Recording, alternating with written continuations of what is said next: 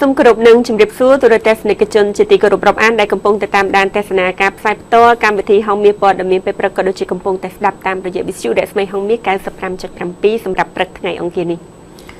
บาทสมสวากุ้งประมาทยืงวันมุกจุกนี่ปต่อ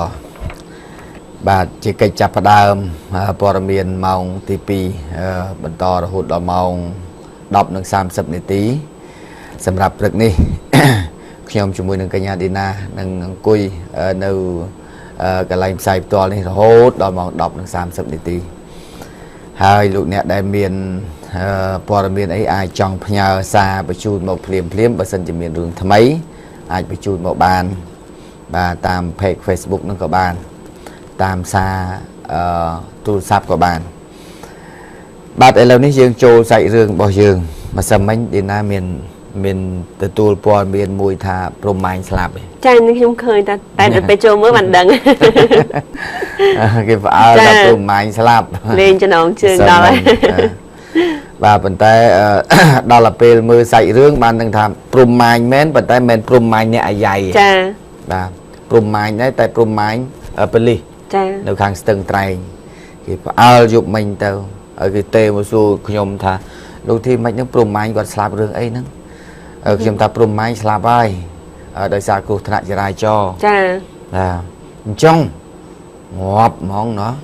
បាទតាមពិតព្រំម៉ាញដែរតែព្រំម៉ាញនៅខាងស្ទឹងត្រែងចាខាងប៉ូលីសចរាចរណ៍ប៉ូលីសប៉ុស្តិ៍បាទទៅទៀតចាំខ្ញុំជម្រាបជូនព័ត៌មាននឹងម៉េចដើម្បីកុំឲ្យមានការភ្ញាក់ផ្អើលខ្ញុំទេទៅព្រំម៉ាញយប់មិញទេអត់ចូលគាត់ទៅក្រៅហ្នឹងហើយសួរចង់សួរប្រាប់គាត់ខ្ញុំថាបើឯងដឹងអីយប់មិញគេផ្អើលរឿងបងឯងតាមពិតបងឯងត្រូវអាយុវែងវិញណាព្រំម៉ាញដែរតែមិនព្រំម៉ាញបងឯងចាបាទលោកអ្នកជុំវិញអំពីរឿងប្រជាពលរដ្ឋនៅខេត្តកំពង់ឆ្នាំងបាទប្រជាពលរដ្ឋនៅខេត្តកំពង់ឆ្នាំងជុំវិញអំពីរឿងរ៉ាវដីធ្លីដែលគាត់ត្រូវឲ្យចាក់ចេញពីមាត់ច្រាំងទន្លេបាទសម្រាប់ថ្ងៃនេះបន្តភាគថែមទៀតដើម្បីឲ្យប្រិមិត្តដែលបានតាមដានព័ត៌មានអ្នករស់នៅខេត្តកំពង់ឆ្នាំងដែលមានគ្រួសារចំនួន210គ្រួសារនោះថាតើដល់ណាហើយបាទម្សិលមិញនេះក្រោយពេលដែលមានការផ្សាយព័ត៌មានពីខាងខ្ញុំនេះទៅក៏ធ្វើឲ្យខាងអភិបាលខេត្តរងលោកបានប្រាប់ក្រុមអ្នកសារព័ត៌មានថាដំណោះស្រាយចាប់ផ្ដើមដោះស្រាយជូនប្រជាពលរដ្ឋឲ្យមានទំនុកទុកចិត្តថែមទៀតហើយដោយមានការផ្លាស់ប្ដូរជំហរពីមុនហើយនឹងឥឡូវបាទជំហរពីមុននឹងឥឡូវអញ្ចឹងឥឡូវប្រជាពលរដ្ឋ210គ្រួសារដែលត្រូវផ្លាស់ប្ដូរលំនៅឋានពីច្រាំងទន្លេត្រូវទៅនៅកន្លែងទីតាំងថ្មីនោះបាទចៅហ្វាយខេត្តនៅថ្ងៃម្សិលមិញនេះបានប្រាប់ពលរដ្ឋខ្លះដឹងខ្លះមិនទាន់ដឹងប៉ុន្តែឥឡូវនេះសូមអ្នកកំពុងឆ្នាំងហើយជាពិសេសបងប្អូនប្រជាពលរដ្ឋដែលត្រូវចាក់ចេញពីកន្លែងច្រាំងទន្លេហ្នឹងបាទត្រូវចាក់ចេញពីច្រាំងទន្លេហ្នឹងខាងខេត្តមាននយោបាយថ្មីមួយទៀតដើម្បីដោះឲ្យបងប្អូនថាតើទទួលបានអត់ប៉ុណ្ណឹងបាទអញ្ចឹងឥឡូវនេះខាងសាលាខេត្តបានដោះឲ្យបងប្អូនប្រជាពលរដ្ឋថាមិនចាំបាច់ទិញថ្លៃដីថ្មីនេះ$3,400ទៀតទេបាទមិនចាំបាច់ទេគឺគ្រាន់តែចាក់ចេញពីកន្លែងចាស់នៅមាត់ច្រាំងហ្នឹងហើយមកនៅទីតាំងថ្មី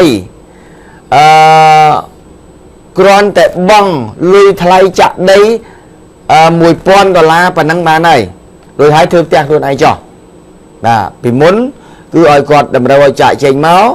កយកដីឡៃហ្នឹងរួចហើយទៅបង់ឲ្យគេ$3,400បាទដែលដីទំហំ5គុណហ្នឹង20បាទប៉ុន្តែឥឡូវនេះខាងសាលាខេត្តប្រាប់ថាអត់ទេឥឡូវលេងចឹងហើយដូរកម្មវិធីហើយអញ្ចឹងបងប្អូនដែលត្រូវមកនៅកន្លែងទីតាំងថ្មីអាចបង់លុយឲ្យថ្លៃគេចាក់ដីដែលវាកន្លែងនោះកន្លែងជ្រៅនោះ$1,000បាទ$1,000ដើម្បីយកដីនោះធ្វើជាកម្មសិទ្ធិចោះ ប៉ុន្តែក្នុងករណីមួយទៀតថាបើសិនជាបងប្អូនអត់មានលុយបង់$1000សម្រាប់អគារចាក់ដីនោះទេបងប្អូនអាចទៅនៅទីតាំងថ្មីមួយទៀតដោយមិនបង់លុយទេគេវាស់ឲ្យហើយរួចហើយចាក់ដីខ្លួនឯងធ្វើអីខ្លួនឯងទាំងអស់គឺកន្លែងតំណងនោះគឺអត់មានគេឲ្យបង់លុយទេជំរឿស2បាទជំរឿស2ជំរឿសទី1បង់លុយ$1000យកទីតាំងកន្លែងក្រុមហ៊ុនគេហ្នឹងជំរឿសទី2អត់បង់លុយអីទាំងអស់ទៅយកទីតាំងថ្មីប៉ុន្តែឆ្ងាយពីកន្លែងហ្នឹងឆ្ងាយពីកន្លែងហ្នឹងអត់បង់អីទាំងអស់ហើយចាក់ដីចាក់អីខ្លួនឯងទាំងអស់បាទនេះជំរឿសរបស់ខាងខេត្តបានដោះឲ្យពួកគាត់បាទអញ្ចឹងមើលសាច់រឿងលំអិតបាទសាមញ្ញបាទអញ្ជើញចាគឺចាសូមអភ័យទោសចាគឺលោកស៊ុនសវណ្ណរិទ្ធអភិបាលរងខេត្តកំពង់ឆ្នាំងនិងជាប្រធានគណៈកម្មការអភិវឌ្ឍច្រាំងទន្លេក្រុងកំពង់ឆ្នាំងកាលពីល្ងាចម្សិលមិញបានថ្លែងប្រាប់ក្រុមអ្នកសារព័ត៌មានថាមកដល់ថ្ងៃនេះតកតងនឹងការផ្លាស់ប្ដូរទីលំនៅរបស់ប្រជាពលរដ្ឋចំនួន210គ្រួសារពីច្រាំងទន្លេដែលត្រូវអភិវឌ្ឍអាជ្ញាធរខេត្តបានសម្រេចផ្ដល់ដីជូនក្នុងមួយគ្រួសារមួយប្លង់ទំហំ5ម៉ែត្រគុណនឹង20ម៉ែត្រដោយឥតគិតថ្លៃនៅខាងលិចផ្សារកំពង់ឆ្នាំងប៉ុន្តែសូមឲ្យជួយចេញថ្លៃចាក់ដីដែលមានកម្ពស់ពី4ទៅ5ម៉ែត្រផុតពីទឹកទន្លេដោយក្រុមហ៊ុនដោយឲ្យក្រុមហ៊ុនថ្លៃ$1000ក្នុងមួយគ្រួសារចាឲ្យក្រុមហ៊ុនថ្លៃ$1000ក្នុងមួយគ្រួសារនឹងត្រូវទុករយៈពេលឲ្យបង់រំលោះរយៈពេល2ឆ្នាំទៀតដែលឡែកគ្រួសារណាគ្មានលទ្ធភាពចេញលុយថ្លៃចាក់ដីនោះអាជ្ញាធរខេត្តនឹងឲ្យដីទទេនៅកន្លែងថ្មីចិត្តគ្នានោះដែលមិនទាន់ចាក់ដី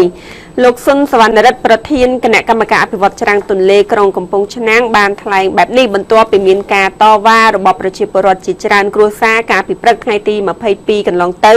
ដោយសុំឲ្យអាជ្ញាធរខេត្តដោះស្រាយដីរដ្ឋជូនប្រជាពលរដ្ឋដោយមិនបាច់បង់ប្រាក់និងសុំឲ្យរដ្ឋជួយចេញថ្លៃរុះរើផ្ទះក្នុងមួយគ្រួសារចំនួន$1500ស្មើគ្នាលោកស៊ុនសវណ្ណរិទ្ធបានឲ្យដឹងទៀតថាមកដល់ពេលនេះជាជំហានទី3និងទី4ក្នុងជំហានទាំង7ដែលអាជ្ញាធរខេត្តត្រូវរៀបចំធ្វើផ្សារកំពង់ឆ្នាំងថ្មីកំពង់ផែថ្មីរៀបចំប្រព័ន្ធទឹកស្អាតភ្លើងអគ្គិសនីផ្លាស់ប្ដូរផ្ទះប្រជាពលរដ្ឋចំនួន210ខ្នងផ្ទះនិងផ្លាស់ប្ដូរផ្ទះបណ្ដែតលើទឹករបស់ប្រជាជនវៀតណាមចំនួន1486ខ្នងផ្ទះមកនៅលើគោកវិញដែលឡែកក្នុងចំណោមប្រជាពលរដ្ឋចំនួន210គ្រួសារគឺមានប្រជាពលរដ្ឋចំនួន209គ្រួសារបានផ្តិតមេដាយដោយស្ម័គ្រចិត្តដោយគ្មានការបង្ខិតបង្ខំជាមួយគណៈកម្មការអភិវឌ្ឍច្រាំងទន្លេយល់ព្រមរុះរើចេញមកនៅលើទីតាំងថ្មីក្នុងនោះ53គ្រួសារស្ម័គ្ររុះរើចេញពីផ្ទះមកយកដីចារុះរើផ្ទះចេញមិនយកដីយកប្រាក់គោលនយោបាយហើយមាន27គ្រួសារបានរើផ្ទះចេញរួចហើយចំណែក147គ្រួសារទៀតគឺយល់ព្រមមករស់នៅលើទីតាំងថ្មីខាងលិចផ្សារកំពង់ឆ្នាំងថ្មីនិងមាន10គ្រួសារទៀតមិនទាន់សម្រេចចិត្តចាំពិចារណាសិនបើគិតទៅគឺ95%បានឯកភាពដោយមានស្នាមមេដាយត្រឹមត្រូវនិងមានតែ4ទៅ5%តែប៉ុណ្ណោះដែលនៅជំទាស់ចំណែកការតវ៉ាកន្លងមកផ្ទុយពីការសម្រេចចិត្តពួកគាត់គឺដោយសារតែមានអ្នកញុះញង់នៅពីក្រោយខ្នងដោយឡែកការតវ៉ារបស់ប្រជាពលរដ្ឋខ្មែរអ៊ីស្លាមចំនួន17គ្រួសារដែលរស់នៅលើទឹកមកនៅលើដីកម្មសិទ្ធិរបស់ខ្លួនម្ដុំដីភ្នូអ៊ីស្លាមទាមទារប្រាក់គោលនយោបាយរុះរើផ្ទះនោះត្រូវបានលោកស៊ុនសវណ្ណរិទ្ធបញ្ជាក់ថាការពិតពួកគាត់រស់នៅលើផ្ទះបណ្ដែតទឹកតាមគោលការណ៍អាជ្ញាធរដោះស្រាយគោលនយោបាយចំពោះអ្នកមានផ្ទះនៅលើគោកជាប់ច្រាំងតែប៉ុណ្ណោះប៉ុន្តែសំណុំពររបស់ពួកគាត់លោកនឹងយកទៅស្នើសុំយោបល់ចាពិភាក្សាយោបល់ជាមួយនឹងលោកអភិបាលខេត្តបាទនេះគឺជាដំណោះស្រាយចុងក្រោយលោកអ្នកណាសូមឲ្យជ្រាបបងប្អូនប្រជាពលរដ្ឋទាំងអស់យល់ណាឥឡូវនេះដំណោះស្រាយចុងក្រោយរបស់អាជ្ញាធរហ្នឹងគឺគេលែងលក់តម្លៃ$3400ហើយបាទឥឡូវនេះខាងគេនោះគឺបានដោះស្រាយឲ្យពលរដ្ឋយើងទាំងអស់គ្នាហ្នឹងជំហានในចុងក្រោយនេះគឺយើងគ្រាន់តែបង់$1000ដែលខាងក្រុមហ៊ុនគេថាជាថ្លៃចាក់ដីចាមួយប្លង់ហ្នឹងជាថ្លៃចាក់ដីហើយតែបើបងប្អូនថាទេ$1000នៅតែអត់អាចទៅយកដីមួយប្លង់កន្លែងផ្សេងទៀតប៉ុន្តែកន្លែងផ្សេងនោះគឺឆ្ងាយពីទីតាំងប្រជុំជនឆ្ងាយពីទីផ្សារហើយអត់បង់លុយទេទៅយកដីនោះតែម្ដងហើយចាក់ដីអីខ្លួនឯងទៅបាទនេះខាងអាជ្ញាធរគេឲ្យព័ត៌មានមកខាងក្រុមខ្ញុំគឺថាគេប្រាប់មកអញ្ចឹងគឺដំណោះស្រាយចេញអញ្ចឹងហើយបងប្អូនណាគាត់ចង់តែយកទៅទេ ប៉ុន្តែខាងក្រុមហ៊ុនគេថាអត់ទេឲ្យថ្លៃចាក់ដីឲ្យគេផងយើងមើលដំណោះស្រាយនេះដូចជា វាសមហេតុផលអាចទទួលយកបានដែរឬយ៉ាងណាសូមបងប្អូនប្រជាពលរដ្ឋសម្រាប់ចោះតែខ្ញុំមើលដូចជាអានេះគេថាចំណុចចំណេញទាំងសងខាងចា៎បាទចំណុចចំណេញទាំងសងខាងពួកក្រុមហ៊ុនគេខំចាក់ដីដែរមែនតើទៅអញ្ចឹងបងប្អូនថាទៅអាចដោះឲ្យគេឲ្យបងរំលោះទៀតមែនទេចា៎1000ហ្នឹងបងរំលោះ2ឆ្នាំបាទ2ឆ្នាំបាទអញ្ចឹងបងប្អូនពិចារណាទៅណាដូចជារៀងអាចត្រូវគ្នាហើយតាមមើលទៅនោះបាទហើយម្សិលមិញនេះដែរពលរដ្ឋប្រមាណជាជាង100នាក់ហ្នឹងក៏ទៅតវ៉ានៅមុខស្នងការនគរបាលខេត្តខណៈដែលខាងព្រំប្រទានកម្រិតស្រាលកម្រិតធ្ងន់នោះបានហៅប្រជាពលរដ្ឋចំនួន2នាក់ទៅសាកសួរនោះគឺសាកសួរត្រង់ថាប្រជាពលរដ្ឋ2នាក់នោះត្រូវបានអាជ្ញាធរចាត់ទុកថាគាត់នឹងជាអ្នកញុះញង់បង្កឲ្យមានភាពចលាចលបង្កឲ្យមានការតវ៉ាខណៈដែល2នាក់នេះគាត់បានឯកភាពជាមួយនឹងគណៈកម្មការរួចជាស្រេចទៅហើយដើម្បីចាក់ចេញបាទដើម្បីចាក់ចេញប៉ុន្តែក្រោយពេលដែលឯកភាពនឹងព្រឹត្តមេដៃឯកភាពអស់ហើយបែរជាទៅឲ្យមានការតវ៉ាពីមហាជនទៅវិញនេះដែលខាងអាជ្ញាធរគេចោទអញ្ចឹងណាបាទប៉ុន្តែក្រោយពេលដែលការហៅទៅសាកសួរប្រមាណជាដូចជា 3-4 ម៉ោងបាទ3-4 ម៉ោងក៏បានឲ្យចេញមកវិញហើយដែលប្រជាពលរដ្ឋគាត់ទៅនៅចាំពីមុខហ្នឹងខ្លាចសមត្ថកិច្ចខាត់ខ្លួនអ្នកទាំងពីរអ្នកនោះអញ្ចឹងរហូតដល់ល្ងាចព្រើលទៅហើយបានខាងសមត្ថកិច្ចហ្នឹងបានឲ្យចាក់ចេញវិញប៉ុន្តែបើតាមព័ត៌មានពីខាងប៉ូលីសគាត់ថាគាត់ថាចង់សួរគាត់អំពីហេតុអីបានជាគាត់ផ្ដិតមេដៃចាក់ចេញទៅហើយបែរជារត់ទៅតវ៉ាវិញអ្នកណាជាអ្នកនៅពីក្រោយបាទគេចង់សួរអញ្ចឹងបាទប៉ុន្តែប្រជាពលរដ្ឋឯនេះវិញគាត់ថាអត់ទេគាត់បារម្ភខ្លាចហៅទៅសាកសួរប៉ុន្តែឃុំខ្លួនតែអញ្ចឹងពួកគាត់ត្រូវតែទៅអង្គុយចាំឈរចាំនៅពីមុខហ្នឹងដើម្បីឲ្យពលរដ្ឋទាំងពីរនាក់នោះចាក់ចេញសិនបានគាត់ដកថយ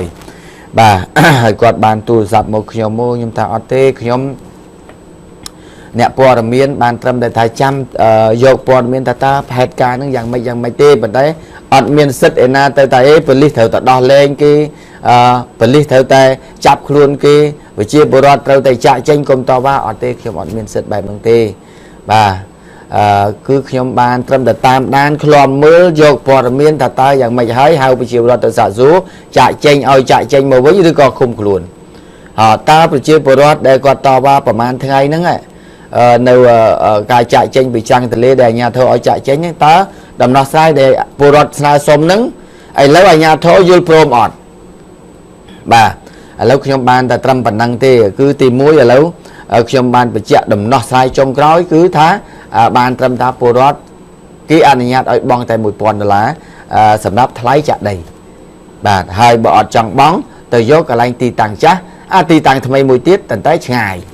ហើយអត់បង់លុយទេបាទហើយចាក់ដីខ្លួនឯងបាទអញ្ចឹងនេះបងប្អូនជាពលរដ្ឋណាជាព័ត៌មានចុងក្រោយដែលខ្ញុំទទួលបានណា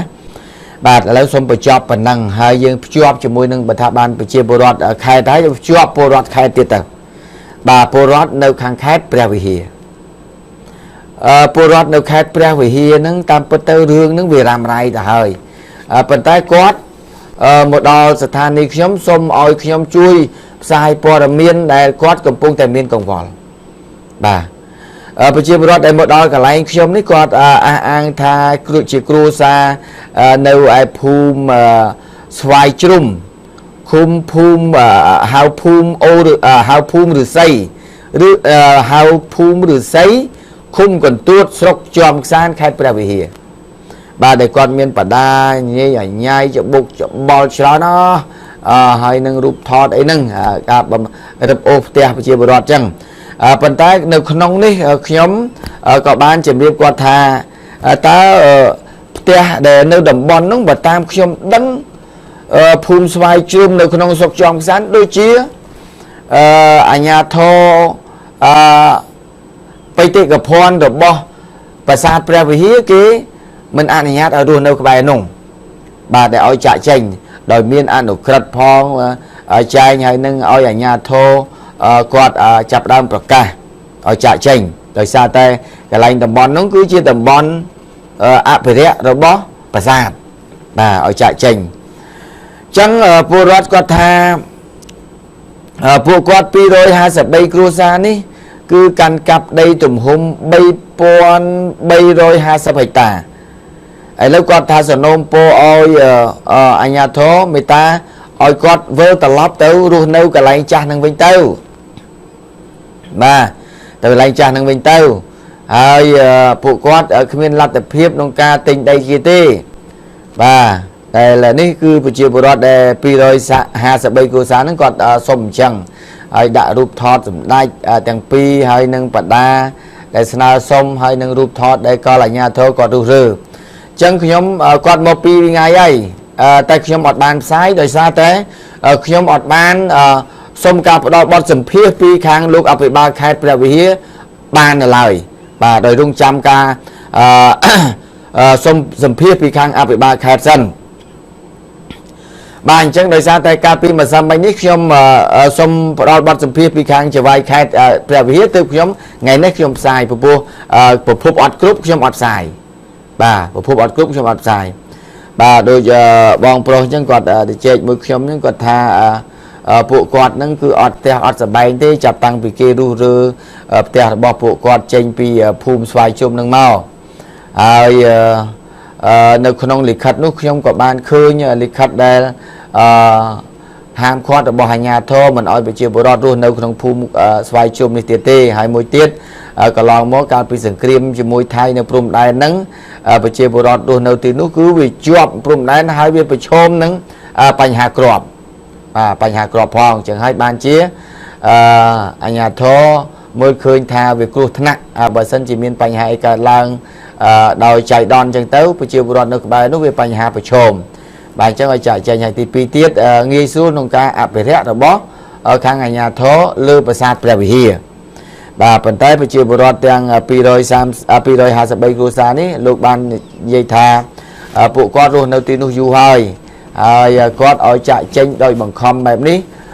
គឺมันអាចចាក់ចេញបានដោយងាយស្រួលអញ្ចឹងទេអញ្ចឹងតើពួកគាត់ទៅរស់នៅឯណាបាទប៉ុន្តែក៏មានទីតាំងថាទីតាំងមួយកន្លែងដែលអាជ្ញាធរគេឲ្យទៅនៅដែរប៉ុន្តែខាងប្រជាពលរដ្ឋអត់ព្រមទៅនៅហើយពលរដ្ឋគាត់ថាខ្ញុំថាមិនក៏មិនព្រមទៅនៅកន្លែងទីតាំងថ្មីបាទគាត់ថាឆ្ងាយពេកបាទបើថាឆ្ងាយពេកខ្ញុំមិនដឹងទេខ្ញុំសូមអធិស្ឋានបងប្អូនជាពលរដ្ឋណាខ្ញុំយកតែប្រភពឲ្យគ្រប់ទេដើម្បីផ្សាយព័ត៌មាននេះនឹងបងប្អូនជ្រាបណា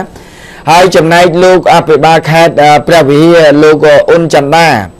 បាទអភិបាលខេត្តព្រះវិហារលោកបានបញ្ជាក់ប្រាប់ហងមេថាតំបន់ដែលប្រជាពលរដ្ឋទាមទារទៅរស់នៅឡើងវិញកន្លែងភូមិស្វាយជុំវិញនោះគឺมันអាចទៅរួចទេហើយយើងក៏មិនអនុញ្ញាតឲ្យទៅដែរ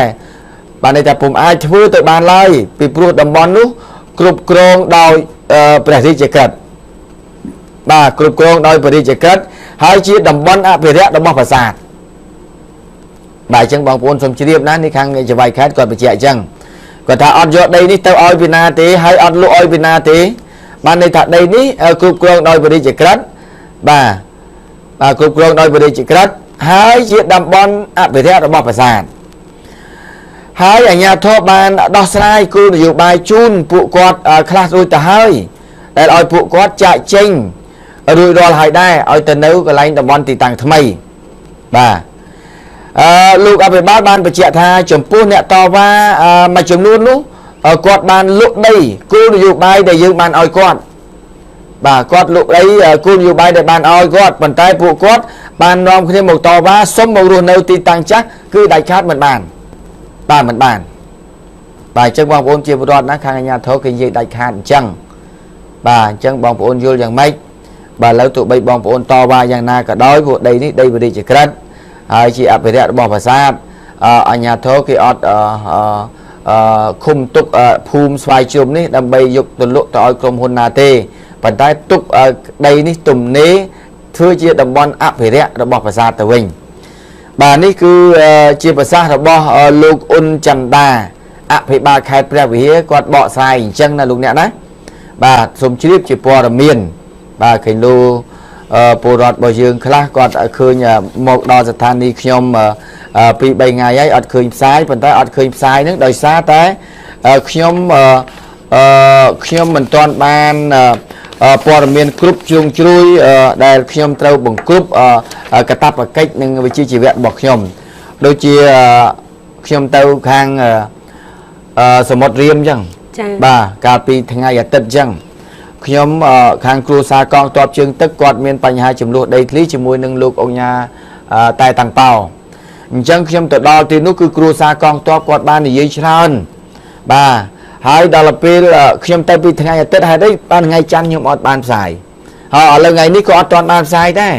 ដោយសារអីដោយសារតែខ្ញុំសូមព្យាយាមជួបជាមួយនឹងលោកអង្គញាតែតាំងប៉ោឲ្យបកស្រាយមកឥឡូវគេចោទលោកអញ្ចឹងបាទសូមឲ្យលោកបកស្រាយមកអាហ្នឹងដើម្បីឲ្យបងប្អូននៅកំពុងតែទស្សនានៅខាងមុខនេះស្ដាប់ទៅវាគ្រប់មកបាទអត់អីឆ្ងល់មកបាទហើយទោះបីការបកស្រាយខាងនោះវារៀងខុសឬត្រូវយ៉ាងណាខ្ញុំអត់ទេខ្ញុំឲ្យបងប្អូនអ្នកទស្សនាលោកពិចារណាហើយវិនិច្ឆ័យបាទប៉ុណ្ណឹងហើយខ្ញុំទៅបំពេញកាតព្វកិច្ចការងាររបស់ខ្ញុំឲ្យចប់តាមវិជ្ជាជីវៈបាទនឹងប៉ុណ្ណឹងអញ្ចឹងសូមអ្នកដែលនៅខាងសមុទ្ររៀមគ្រូសាកងទ័ពថ្ងៃនេះខ្ញុំអត់ក៏នៅតែមិនទាន់បានផ្សាយដែរដោយសារតែខ្ញុំត្រូវការយកពីភាគីលោកតែតាំងប៉ោដើម្បីឲ្យគាត់បកស្រាយតបជាមួយនឹងការចោទរបស់បងប្អូនគ្រូសាកងទ័ពជើងទឹកបាទឥឡូវយើងបញ្ចប់ប៉ុណ្ណឹងបាទហើយកលែងមកបើបានភ្ជាប់រឿងដីទៅហើយឥឡូវភ្ជាប់តទៅទៀតចុះអានេះដីនៅកំពង់អស់អានេះនៅខាងពញាលឺនៅពញាលឺបាទករណីដីនៅច្រាំងទន្លេដែរហើយដែលខ្ញុំសុំនិយាយឲ្យត្រង់ឲ្យចំបាទដើម្បីកុំឲ្យមានការភ័ន្តច្រឡំបាទដីនៅកំពង់អស់នេះលោកអ្នកខ្ញុំបានផ្សាយម្ដងរួចទៅហើយគឺដីច្រាំងទន្លេនៅភូមិព្រែកតាព្រំឃុំកំពង់អស់ស្រុកពញាលឺខេត្តកណ្ដាលដែលប្រជាពលរដ្ឋប្រមាណគ្រួសារនោះគាត់ទៅតវ៉ាដោយសារតែឃើញមានគេទៅធ្វើលបងយកដីបាទយកដីច្រាំងមាត់ទន្លេដែលជាដីកម្មសិទ្ធិរបស់រដ្ឋបាទដីកម្មសិទ្ធិរបស់រដ្ឋហើយពេលនោះយើងឃើញថាអាជ្ញាធរឃុំអាជ្ញាធរស្រុកទាំងមន្ទីរដែនដីខេត្តកណ្ដាលបានចេញលិខិតបាទហាមឃាត់មិនអោយបុគ្គលមួយចំនួនដែលអត់ទាន់ស្គាល់ឈ្មោះធ្វើលបងយកដីច្រាំងទន្លេទេបាទអត់ដីឃើញច្រាំងទន្លេទេពីព្រោះដីនេះជាដីការពារដោយរដ្ឋបាទអត់អាចអ្នកណាយកធ្វើជាកម្មសិទ្ធិបានទេប៉ុន្តែក្រោយពេលដែលការផ្សាយទៅហើយនៅតែឃើញសកម្មភាពជាងនៅតែធ្វើហើយអាជ្ញាធរចេញលិខិតបំរាមកុំអោយគេធ្វើនៅតែគេធ្វើបំពេញហេតុអីបានជាអាជ្ញាធរមិនព្រមចាត់វិធានការបើដឹងថាអានឹងវាខុសហើយ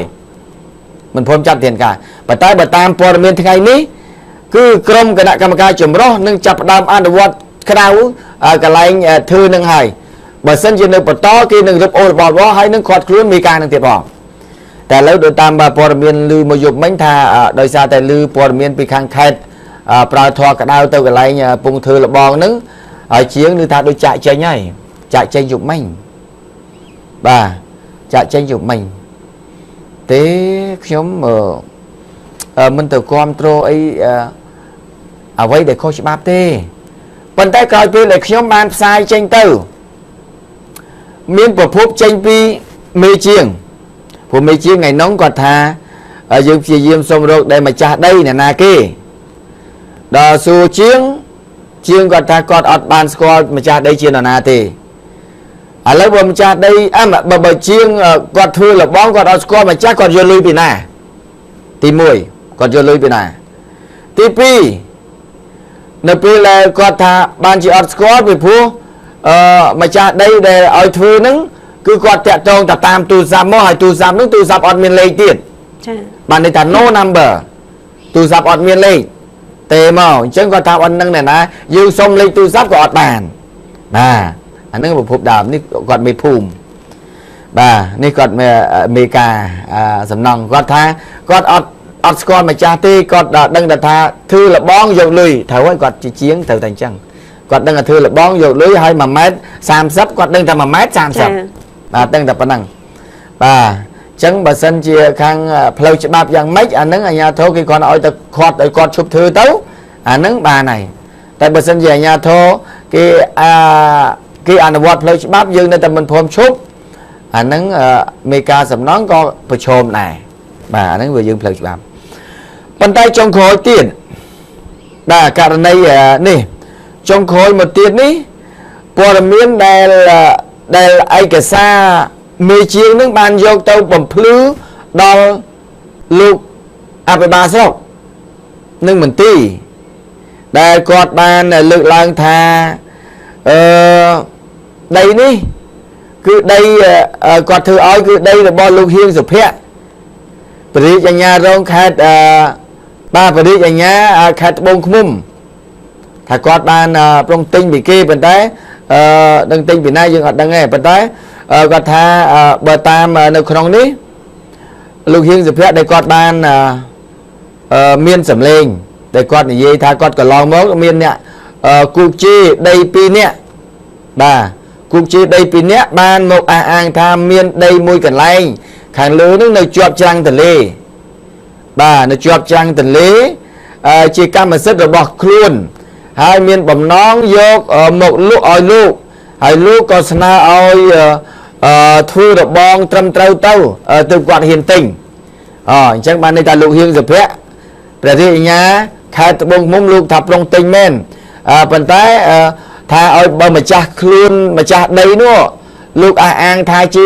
ដីរបស់ខ្លួនហើយអញ្ចឹងធ្វើរបងឲ្យរឹងមាំឲ្យគាត់ទៅបាទបានគាត់ហ៊ានទិញណែគាត់និយាយមកអញ្ចឹងនៅពេលដែលឯកសារទៅដល់សាលាស្រុកបញ្ចេញមកអញ្ចឹងចា៎បាទឥឡូវបានដឹងអញ្ចឹងប៉ុន្តែលោកហៀងសុភ័ក្រមិនទាន់ជាម្ចាស់កម្មសិទ្ធិដីនឹងឡើយទេគឺមានមួយទៀតបាទគឺមានមួយទៀតដែលថាប្រុងលក់ឲ្យលោកហៀងសុភ័ក្រហ្នឹងតែលោកហៀងសុភ័ក្រអត់ទាន់យកដោយសារតែឲ្យម្ចាស់ដីហ្នឹងធ្វើរបងឲ្យហើយហ្នឹងបានទុកចិត្តបានឲ្យលុយក្រោយបាទលោកបានបន្តថាលុះពេលកសាងរបងថ្មស្រាប់តែមតិខ្លះយល់ថារូបលោកជាអ្នកបញ្ជាឲ្យសាងសង់នោះទៅវិញអញ្ចឹងលោកថាអត់ទេមិនមែនគាត់ទេមិនលោកហៀងសុភ័ក្រទេប៉ុន្តែបើទោះបីចម្លើយលោកប៊ុនសុផលជាមេការសំណង់នៅទីតាំងនោះបានសរសេរនៅក្នុងកំណត់ត្រាចម្លើយនោះយ៉ាងណាក៏ដោយថាលោកហៀងសុភ័ក្រព្រះរាជអាជ្ញាបងឃុំបានតំណាក់តំណងជួយរូបខ្លួនឲ្យធ្វើរបងនៅទីនោះក្រោយមកលោកហៀងសុភ័ក្របានដឹកស៊ីម៉ងខ្សាច់មកដាក់នៅចំណុចទីតាំងនោះក៏បានផ្ដើមសាងសង់បាន20ថ្ងៃក៏មានបញ្ហាប្តឹងផ្តល់នឹងតែម្ដងទៅបាទនេះលោកយើងអត់បានជួបជាមួយនឹងហៀងសុភ័ក្រផ្ទាល់ប៉ុន្តែមេការគាត់បាននិយាយជាមួយចៅហ្វាយស្រុកអាជ្ញាធរគេហៅមេការហ្នឹងទៅដល់ទៅសួរឲ្យច្បាស់ពីព្រោះថាมันអាចនិយាយថាអ្នកម្ចាស់ដីជួលឲ្យធ្វើឲ្យអត់ស្គាល់ម្ចាស់ដីទេចុះទៅយកលុយឯណាបាទហើយមួយទៀតក្រោយពេលដែលខ្ញុំបានផ្សាយចេញទៅស្រាប់តែលេចលឺចេញពីប្រភពមេជាងហ្នឹងគាត់ថាអញ្ចេះគាត់ថាប្រាប់ទៅដល់ប្រជាពលរដ្ឋដែលរស់នៅជិតហ្នឹងគាត់ថាឥឡូវហ្នឹងហងមាសគាត់បានផ្សាយហើយរួចហើយគាត់ថាឥឡូវគាត់បានសុំ20ទូផ្សាយខុសបាទសុំ20ទូផ្សាយខុសអញ្ចឹងគាត់ឈប់ផ្សាយតទៅទៀតហើយថាខ្ញុំអញ្ចឹងអត់មាននិយាយថាខ្ញុំនឹងទៅសុំទូជាងសុំទូម្ចាស់ដីអីរួចហើយតែខ្ញុំផ្សាយខុសខ្ញុំឈប់ផ្សាយទៀតហើយខ្ញុំក៏បានផ្ដាំផ្ញើអ្នកដែលគេប្រាប់មកខ្ញុំនឹងវិញខ្ញុំថាក្នុងនាមខ្ញុំអ្នកសារព័ត៌មានកាលណាបើសិនជាខ្ញុំផ្សាយខុសជាសាធារណៈខ្ញុំត្រូវសុំទោសជាសាធារណៈរឿងអីខ្ញុំទៅសុំទោសស្ងាត់ស្ងៀមបាទឥឡូវចឹងខ្ញុំផ្សាយខុសកន្លែងតាណាខ្ញុំត្រូវកែតម្រូវកន្លែងតាហ្នឹងម៉ោងនឹងវិញហើយបើសិនជាខុសសុំទោសត្រូវតែសុំទោសព្រោះយើងខុសរឿងអីខ្លាចសុំទោសចា៎ហើយបើយើងខុសរឿងកែតម្រូវរឿងអីយើងទៅខ្លាចកែបើយើងខុសមែនបាទអត់មានខ្លាចខ្លួនថោកខ្លួនអត់មានតម្លៃទេបើធ្វើម៉េចបើវាផ្សាយខុសបើប្រព័ន្ធព័ត៌មានគេផ្ដល់មកអញ្ចឹងសាកសីមកនិយាយអញ្ចឹងឥឡូវយើងឲ្យទៅត្រឡប់ទៅណាវិញបើយើងនិយាយខុស dương tới tại cái tầm đâu bởi sân chỉ kia xông ca cái tầm đầu bà bản thân đó là vì mình dây ta nhóm từ lui xông tu sinh hạt thôi ở đặc biệt chẳng nhóm ta ọt ấy chẳng nhóm prap xa thì là nặng tới vinh ta nhóm từ xông tu hướng ấy bà miền tây này ọt miền tây mê chiêng luôn anh thế để theo này dây ở chỗ ba công lẹ liêm ba theo xông tu dương vinh đại xa tại con lẹ liêm rương tại ti bầm phốt to tại kia kiếp kháng thưa cả đáo ban này anh tôi tranh chừng lời nó còn oi đôi chào plon đó nè ba kỳ chập tam mục gì nhá ọt trái đi ba đại xa tại kia đây là mục gì nhá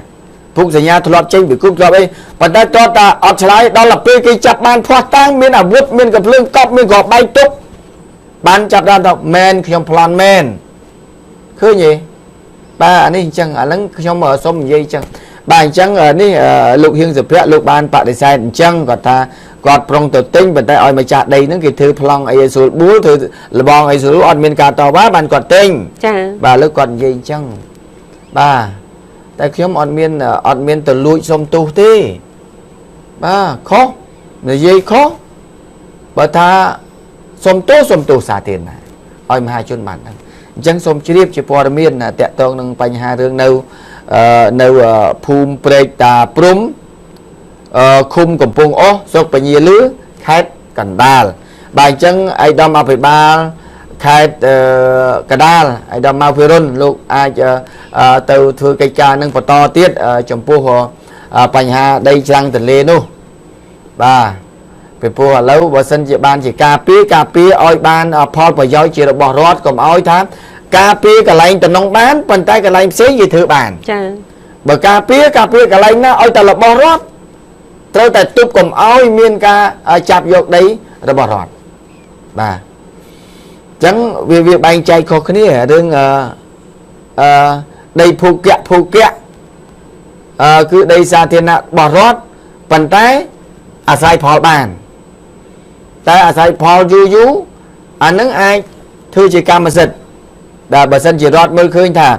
lâu quạt bất chỉ ruột nâu dú hai nâng cây có bất bất cót ọt miên cả lại nhà tè tì tăng bất cót rót bà cô lọi quạt mỏ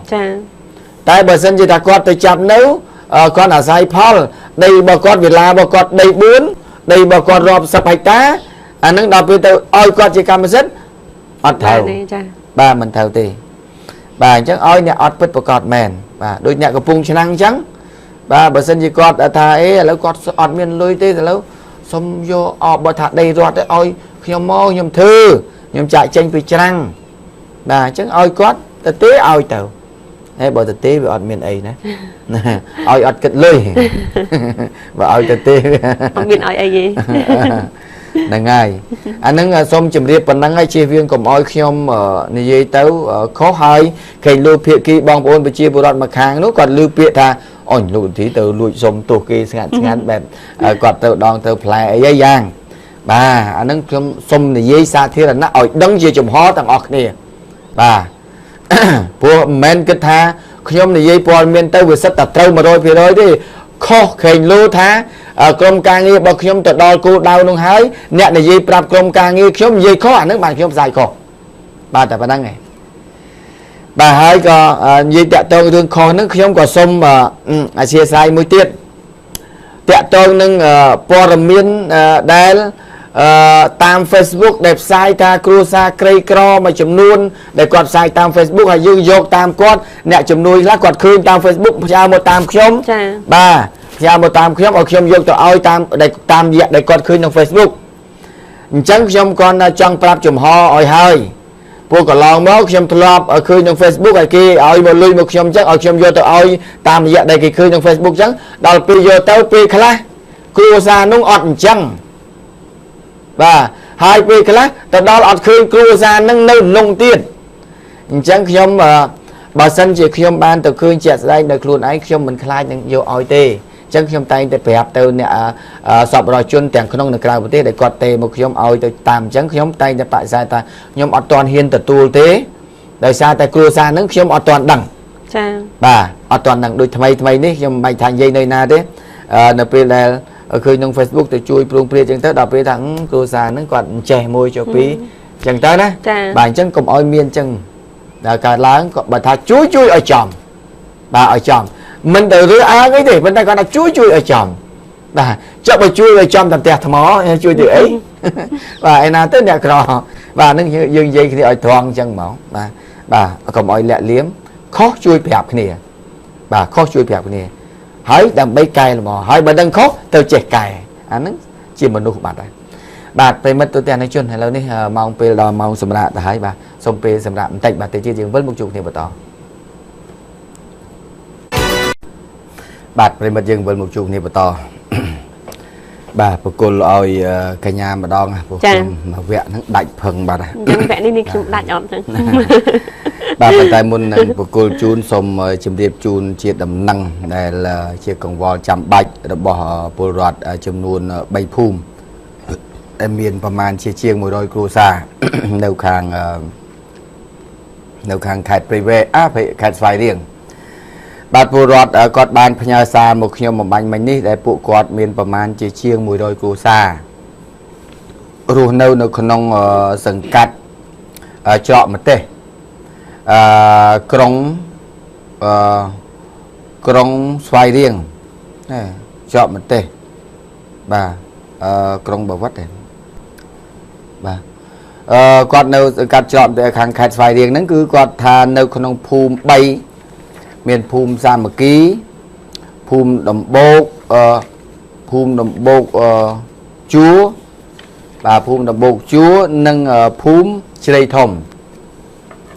ผู้กอดอดเพลิงเพอนึงระยะปีละเมื่อปีไงดับปุ่มบุญวันดอไงนี้บะไพบุญรำไงบ่าอดเพลิงเพอนึงแผ่ไงให้บ่าโดยซาแต่อเมริกานึงอดบานบองลุยแต่ออยรอดบองลุยแต่คางเพลิงรอดถือออยคางรอดนึงกี่กัดประดับเพิ่งบ่าไอเพลิงในกอดนึงมากะโลปีปอนผมมวยอ้อยปีปอนผมมวยอ้อยbà tam cái tình bị rọt màu nó cứ tập vào mùi rồi gì bên tay đại sạc ai cái chuyến cái vô đó pi pon vào mùi hai ngày lâu nó về rương khang meka mau ca phượng nó tê bên tay lâu nó về panh há để lùng bạ và chia vào rọt chiêng mà rồi cô xài này đại sao tay khang nẹm mau ca phượng và tha ở lâu nó phượng nó bong ọt cục oi bị đầm rau oi bị chia vào rọt nó thêm bị lưปีเมินเรียลมันเนี่ยติดบานเมียนลอยกรุ๊ปบางอ่อยรอดเกี่ยให้เพลิงเมียนวิ่งแล้วพวกก็ท่าเตะเรื่องคาดจะในเรื่องบอลเนี่ยเมากาครูนไอ้ให้ไอ้บานจีอดบางตัวรถให้อ่อยโมไปเชียร์บรอดเชียงบรอยกูซาวิตานีโดยซาเนี่ยเมากาครูนไอ้เนาะบ่ากอดอ่อยใบเชียร์เนี่ยเมากานั่นมาอ่อยแทนปีเมินปีเลือติดแขวกาปลานั่งแล้วผู้กอดเชียงบรอยกูซานั่งกอดอดซอกจัดจีมวยนั่งมีกาเมาเพลิงนั่งไงเมากาเพลิงนั่งไงบ่าแถวแต่ดอกเสียไอ้บ้านบ่าเรื่องปัญหาครูนไอ้จีมวยรอดไอ้มอไอ้ไปจีบรอดเมียนตุกจีมวยมาเจ๊ก็ทายจังบ่ายจังไอ้ญาโทสมช่วยตัวดอกเสียปัญหาประชมปัญหาเพลิงไอ้กอดพ้องบ้านในขนมสังกัดเจาะมาเต้กรงสายเรียงนั่งไอ้bà nấu phum bấy phum sa mà ký phum đồng bột chúa nâng phum chơi thom bà xôm chấm điệp chun bà năng cho đợi xa tại có ta xôm còn vào tính mất lúc đi bật toàn tính mất bà lấy xôm mọi bật toàn chẳng cho bà tỏ chơi cái nhà ចាមកខាងនេះខ្ញុំវិញសូមលើកជូនព័ត៌មានតកតងជាមួយនឹងគ្រោះថ្នាក់ចរាចរណ៍នៅក្នុងខណ្ឌពោធិ៍សែនជ័យគឺការពីយប់មិញនេះម៉ោង 10 មានករណីគ្រោះថ្នាក់ចរាចរណ៍មួយកើតឡើងដោយសារតែរថយន្ត Lexus តាក់ដៃចង្កូតជាមួយនឹងម៉ូតូហើយធ្វើឲ្យម៉ូតូនឹងដួលអូសឡើងប្រមាណម៉ែត្របណ្ដាលឲ្យអ្នកបើកម៉ូតូស្លាប់ហើយនឹងរបួស 2 នាក់ ចាគឺសពជនរងគ្រោះដែលត្រូវបានគេស្គាល់នោះឈ្មោះថាធីចាំធួអាយុ 19 ឆ្នាំជាជាងជួសជុលម៉ូទ័រស្នាក់នៅភូមិជ្រៃកោងសង្កាត់ចំចៅខណ្ឌពោធិ៍សែនជ័យហើយមានស្រុកកំណើតនៅខេត្តត្បូងឃ្មុំជិះម៉ូតូម៉ាក Honda Dream ពណ៌ខ្មៅចំណែករថយន្តបង្កម៉ាក Lexus RX 300 ពណ៌ស្ករមិនចាំស្លាកលេខបើកបរដោយជនជាតិចិនរត់បាត់ស្រមោល Sạ xây nên cái lạnh cắt hết ba này đằng tha nơi môn phê cắt hết cái khơi chân rong cru miên kia bay nè chi mà tô hồng na trim vừa đầm na tam play wing strain bị lịch tạc cắt không là bươn lươn trong này đội dân bằng có lịch sĩ bàn ba tranh bị play bê tông từ đây bị tàu từ trường đời xa tại play riêng trong nọ bằng tách vừa ở đội dân bằng tham là bươn lươn ba tranh móc vừa ở một tô kịch mình toán bàn tét đây trong cô đội dân đua ố nâng thọ bay cái bàn slap nè bằng một tô trong này nè rụng đầm na chỉ muối rong được bút thôn mình nè nâng xa mình nè trong này một tô tiết từ ba nè đà tam play được bút xa hay đội dân bằng có ba rột kịch bạc màu bần to pi ca đã hai cứ sạch nhiệt chân rong cru bàn rồi dân đặc sọp đầm bầy từ phượng bồn tamประเพณีเป็นแต่แต่การไอ้เป็นนึงรถยนต์ดักซ่อมมาดอลฮะก็ทราบแต่มีบริษัทมาเนี่ยได้เกสกอทายจีสหชิปตั้งคลุนทัวจีนกบาคันโปแซนเจบ้านแต่จอชาจมวยนึงรถยนต์ดักซ่อมโกบ่มน้องจองบานกองเชียงจากคลาปีข้างรถยนต์ดักซ่อมใบจีชูโปรไกจมวยนึงข้างรถยนต์ดักซ่อมระหดเชียนแต่ดอการวีตับเนี่ยตะเวนตะมองดอกบัวสาเรียงคลุนบังกอยมีการเพียบอามาดองเตี้ยระเวียงเนี่ยบางรถยนต์ดักซ่อมให้นึงข้างสหชิปขณะได้กำปงได้ขณะได้ชูโปรไกเนี่ยชอบให้สัญญาจนรองกรุบานต่อทลายจมวยนึงรถยนต์ดักซ่อมเตยนี้ให้สับแต่บรอขังเลือนึงรีเรียงเอารถยนต์ดักซับเจนจะสกปรกหนาเตะโดยเลือกให้พอท่าจองเอารถยนต์ดักซับขนมน้ำไหลทูทลายบันติกรายการให้สมัติกโจแต่วอฟเวนอยู่มาโตเตอร์เรศาตุกในอธิการทานคันโปซันเจให้ขณะกำปงแต่วอฟเวนนั้นสัญญาดบอจนรองครัวบ้านลุยโยมาโตดบอจนรองครัวนั้นชี้เจงแต่บัดเตียดก็เตอร์สมัติกปรับท่าตัวแต่โยมาโตตลอดหมกเว้นเติมสมัติกอนุญาตเอาดักซับโยเตอร์บอลตามประเพณีเติมสัญญาจนรองครัวโยพร้อมโยมาโตประกอบเอาสมัติกเว้นโรงแชมเรศาตุกจะเอาสมัติกเรศาตุกโรงแชมบนสับรุ่ยหายจำโยไอกระซ่าหมกกรุบกรอนหมกประกอบเอาสมัติกนึงเก็บประกอบมาโตไอเว้นหายนี่โมโตเนี่ยสลับเลยใช่มาโตเนี่ยสลับโตเนี่ยสลับไอ้ปแต่ไม่นี่ชูชูมวยปีหน้าในไวตอบแข่งสหชิบได้เกออังคาเกชิคางนกบาคันโปซันเจกิจองบานกรมชงคลาแต่โตชมวยหนึ่งปีแข่งรถยนต์ดักซับนะจะประกายคณีจงลังเตอร์ก็ระบุสราเรียงคลุนเนี่ยน่าจองบานข้างสหชิบแจเปิดคณีสลับแต่เขาจะจองบานไอ้ปีหนึ่งทิศว่าไปอัดเท้าว่าอัดเท้าเว้ยคณีกับปุงแต่เมียนตุกให้ดอลไปยืงตัวดับบตุกตัวไทม์ทิศนั่งเอาคณีดอกเอาเจงอย่างนั่งสันเต้าแล้วธรรมดาตามเพลย์บับข้างอาญาโถกอดเตาเดือดซาตุกโมโตสันไอ้ใบตัวใบดังนำโมโตจนโดนครูเขาได้บ่าแล้วในชูคณีเต้าชูเต้าบ่าโดยซาไอ้โดยซาแต่เรื่องกรมชงนั่งไอ้งอไปรวยบ่าให้ข้างสายชิมนั่งไหมเอาจองเอาตอนเอาดักจังตอนจังไอ้ดักเชงเตเดือดซาที่มือหึงกรมชงชูประกายคณีมาซาเดเปมาดองติดนั่งคือเดือดซาแต่จังเอารถยนต์ดักซับนั่งดักซับในขนมน้ำลายเห็นทูทลายจริงหนึ่งติดปัจจัยข้างกรมครูซาซับนั่นคือเกยใหญ่ชอชาเตยจมูกในข้างรถยนต์ดักซับให้ใช่จังเคยงี้บ่สายnhiệtครูซาโรงครูกิดเท่าคณีแต่หายนั่นนะว่ากิโยแต่หายนั่นเอาเยอะนี่เต้าบังอัดดำนาคากี่tiếtบ่จังบานทับปีคลาเหมือนนุคลาอดยุลใช่อดยุลข้างคณีโรงครูถือไม่เอาแต่บานสอบโยแต่ดอกเตี้ยดำใบถือบนนั้นถือไม่แบบบานได้สลับแต่หายvà mấy những mấy làn nó về mấy bạn làn nó làn chừng nào đợt pe những thòng đá chừng nào nhưng mình thời tròn ghé khàng chàng đợt pe quạt sau pe đây mà tô màu đai tới hãy làn nó lươn đá tẹt đây cho cô khi ôm mà tô nó đua và đàn ở slap này bạc bò để chim tô chẳng đối rương này chẳng rương lời pi chật muối đôi khi mà sao mà tầm gì mà sao mạnh thàคือnhà lan của pung tà lan chừng nào đấy cùng cắt một vi ở việt tàu môn tàu phù hợp với nó lan nó về không prang tròn ghé lan ngầm chẳng là những tao biết cái chuan cái bởi YouTube biết chuan cái láng chuan cái bị trừ kìa những tao là dương tao bị lại mọi chân bị bột cái bị khói bàn tay dương này nè cà phê sân tớ bị nhập tàu ná và nó bị chân đây nè và 20 luôn nhẹ kìa rương cua xa cái thấu kia tao hỏi nó sẽ hạ chi với na từ to tăng này na ôi chột lại cho ấy na nó tiền và cua xa cái khát chân anh ấy rương bọc kia nó tao hỏi tao bên nè khang nè tiệp với nè khangแบบลานดักซอบดังไงเนี่ยนักขันนาขันไหนบ้าดังขันนาสายชีพขันนาลานสมุยเขียมดังไงฮะแล้วจังถอยบ้าเนี่ยเรียงปูเชียงเหรอเนาะเรียงเตียบเชียงบนใต้เม็ดกะอายมาแต่บ้านเนี่ยเนยจิตnó không mấyปูtu vật tài lên dây này baอย่างจังอ่ะโอเคมือเตะจะเคยเนอะเวสบายพนัยมา rừng để kia chọc nó tới rùa xà sọp mà chọc tới mà luôn toát tên cái này mục màu nhảy tiết để chèm miền ta chơi ta trả lời ní xong to tới kêu thạ trả cho mỗi cả này tiết nó không khăn đông pin đây mình đang ở đó mình đã slap đời xa tay rồi dồn bàn lại bạc bốc nè chỉ con từ tục cho mùi nâng rồi dồn đèn rover vừa ở rồi được bút ngôn nè chỉ con hơi slap nơi để mình chun từ đầu mình tì pet hai cái nàyคือbanการลางการปีมองปรำปีอยู่ไม่นี้ในตามันได้เพลย์แบรนด์โรดอมท้องจำนวนมุกระทรวงอบรมอยู่จนนึงกีฬาประพบปอดมีนปีมาจากรถยนต์การบริบาลานบ้านในดังทามุนเปการให้กดเบารถยนต์การบริบาลานปอสก็ตามมันได้เพลย์แบรนด์โรดอมติดได้ปีเชิงติดโบงขณะบ้านมาดอจำนวนการให้มีนกองมวยในจอมปีมุกรถยนต์บกอดก็สับตายรถยนต์แรงโรเวอร์ปอกไม้บากบอสอบตึกนี้ในปีมุกกองกำปงแต่บากซอกก็จับฝรั่งทั่วรถยนต์การบริบาลานออกเจอจับฝรั่งมันตะวันชโรตึกบกกองรถตบแต่หนึ่งกูรถยนต์แรงโรเวอร์บรรดาเอาเนี่ยชีกองดูโรงรถบุทงนจำนายไอรถยนต์บาลานเว้นคุยขาดหาบนำโบนมุกหนึ่งกลางมุกรีไอรถยนต์แรงโรเวอร์คุยขาดแต่บรรทุกปนนกพลิมนู้นเนี่ยได้พลิมนู้นได้คือรถยนต์สังครูกับบ้านมักดอดึกจนรองครูอยู่ตับเชียบานในคลินิกเอกชนบรรดาโดยสารแต่สถานเพียบระบุทุนทั้งอ้อกับบรรจุเตยมันตี8 กะละแมให้บานบรรเต็กกับบานเด็กชอสลับเติงจำนายเนี่ยเบารถยนต์แรงโรเวอร์เว้นปรับทางกอดอัดบานจับฝรั่งนู้นเต้คือรถยนต์บาลานบานบกกูรถยนต์บกอดเวอร์เอารถยนต์บกอดโจรตับแปะนั่งรถยนต์ในปีมุกมวยเตี้ยบรรทัยมันมีการคุยขาดเอาไว้ทุนทั้งอ้อเต้กับเบารถยนต์เชนตับบัดเติงกระกัดให้รถยนต์แต่ปีเครื่องรวมแต่งกล้องระบบชนรองครูเตยสมัติกิจบอกเว้นยศได้แรกสัตว์ตกในการิยาไลจราจรเชิงกุกโรงจำดอสไตร์ขึ้นในเปกราวรีไอซอบคือโรงจำสัญญาณมกตัวโยตัดฝึกบอนตามประเพณีลานบาลานเนี่ย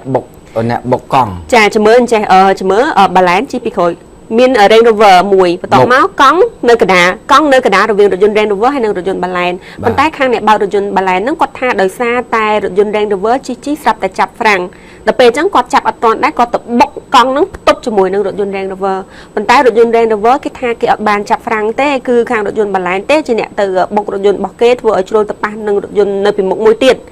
จ้าตัวใบดอกอย่างนาก็โดยบกเกปีโขยเวียดังตะคอบ้าได้จ้าบ้าแล้วดอกยังใจยัยธรรมดายังจังยัยปีไฮพอลนะจ้าบ่ายัยปีไฮพอลทางขยมบ้านจีตบกูลานเนี่ยไอ้โดยซาเตนไอ้ชุบปทยศบ่าปัจจัยฉบับคืออ่อนยัยจังไงฉบับคืออ่อนยัยจังเหตุไอ้โดยซาเตเนี่ยได้เจฉบับจะได้จ่อเธอบ้ากำเลียดน้องที่ประชุมชนเธอกำเลียดประมาณกำเลียดให้ละเบือนเดียดบ่าเธอกำเลียดให้โบกจมูกหนึ่งละเบือนตัวใบทางมุกยืงคือชุบปทยศเวะเรื่องไอ้ก็ได้แต่ยืงปีคอยcáiดังแต่ยืงคอดังแต่หมอดังแต่ยืงคอหมอให้มวยtiếtขยมก็สมอบรมสำหรับเนี่ยจีมอโตก็ได้เนี่ยจีกองก็ได้การนาเปคลาลานหนึ่งลานกี่กระปุกแต่จูตามคดีได้กรมเนื้ออากาศนี่สมอ้อยเนื้อจุ่มเฮียงเอากรมเนื้ออากาศจุ่มมุกลานหนึ่งผู้ไปคลาดจังสุกจับเนื้อจุ่มเฮียงจุ่มเฮียงกรมอ้อยเนื้อจ้อมปีคอยปีมุกลานได้ซาตายนึ่งให้ได้ใจตะกรุธนาการลางตีมวยอยู่จีอดดังกระโลงตีปีเนี่ยบากบออดบานดังวิจบัตถ้าบากในขนมกรงมีระเบือนประมาณให้ที่ใบอดดังท้าตากะบากในไรตีประชุมจุนกำเลียดปีเคลียประมาณไปจังเตี้ยโดยเฉพาะลานคลากอดจอดในไรกัดจุงจังเนี่ยคลาอดอยู่เลยจอดแต่ซอแต่จอดลานกับไรกัดจุงเพลาบอดนั่งตะมองให้กับไรกัดจุงเพลาบอดมาตามฉบับจะได้จอดกำเลียดช่างปีกับไรเพลากัดเนี่ยเพลาบอดนั่นแผ่นใบใช่แผ่นดอกตามเพลามหาวิทยาลัยแต่ตามเพลามหาวิทยาลัยทมนั่งตัวดอกไม้ด้วยจังตัวยุ่งlà nângแล้วตัวจอดนู่นก็ไรแต่น้องตัวมองโดยมาซ้ำมันยมตัวโจตัวน้องกรงมีหลายล้านเด็กตัวก็เพลานึงเพลาไปห้ามคอร์ดมันเอาจีหมกจากตัวกีตีนึงก็แต่เพลาไอ้กับตัวนึงไปโมจากตัวกีนี่กี่กับปุ๊กแต่ตัวสอบตัวนี่ไปโมไปจากนึงจอดดักตัวก็นึงไปรีตัวโอโย่ตัวมอđâu thưa tăng ra đâu cùng ba bị và mà ngay khi tập bốc thấy slap nó slap cả lap từ con lan ដឹកកម្មករក៏កំពុងតែប្រឈមសម្រាប់កម្មករដែលគ្នាជិះវាខ្លាចតកង់ទាំងអស់ហ្នឹងវាអត់មានឆ្លងកាត់សាលាបើកបរឆ្លងកាត់ទៅតាមគ្នាគ្រាន់តែចេះបើកប៉ុន្តែអត់ចេះពីច្បាប់ចរាចរណ៍ដូចជានៅនេះចឹងដូចជានៅស្ទឹងត្រែងដែលថាស្លាប់លោកព្រំម៉ាញបាត់ហើយគ្រោះថ្នាក់ចរាចរណ៍នេះលោកព្រំម៉ាញគាត់ស្លាប់បាត់ទៅហើយឥឡូវស្លាប់មែនព្រំម៉ាញប៉ុន្តែគាត់ថាមិនមែនព្រំម៉ាញច្រៀងអាយ៉ៃទេគឺព្រំម៉ាញជាប៉ូលីសប៉ុស្តិ៍បាទព្រំម៉ាញជាប៉ូលីសប៉ុស្តិ៍បាទអញ្ចឹងជម្រាបជូនបន្តិចបាទដើម្បីកុំឲ្យលោកព្រំម៉ាញគាត់ឮសូរឈ្មោះរបស់គាត់ហើយគាត់ចេះតែរួញខ្លួនបាទម្សិលមិញនេះគ្រាន់តែចេញព័ត៌មានថាលោកព្រំម៉ាញត្រូវបានរថយន្តសាំយ៉ុងបុកស្លាប់ទៅហើយ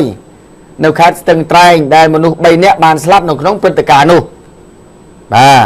នេះវាចាដល់ពេលមើលចុងក្រោយថាព្រំម៉ាញនោះគឺជាព្រំម៉ាញប៉ូលីសបានអូរួចខ្លួនព្រំម៉ាញអាយ៉ៃចាយ៉ៃចឹងមើលសាករីមើលរឿងរូបនៅខាងព្រំម៉ាញហ្នឹងតិចមើលមានហើយគេឲ្យមកហើយកុំអត់រកអត់ឃើញបាទរថយន្តដឹកអ្នកដំណើរពីខេត្តស្ទឹងត្រែងឆ្ពោះទៅខាងរតនគិរី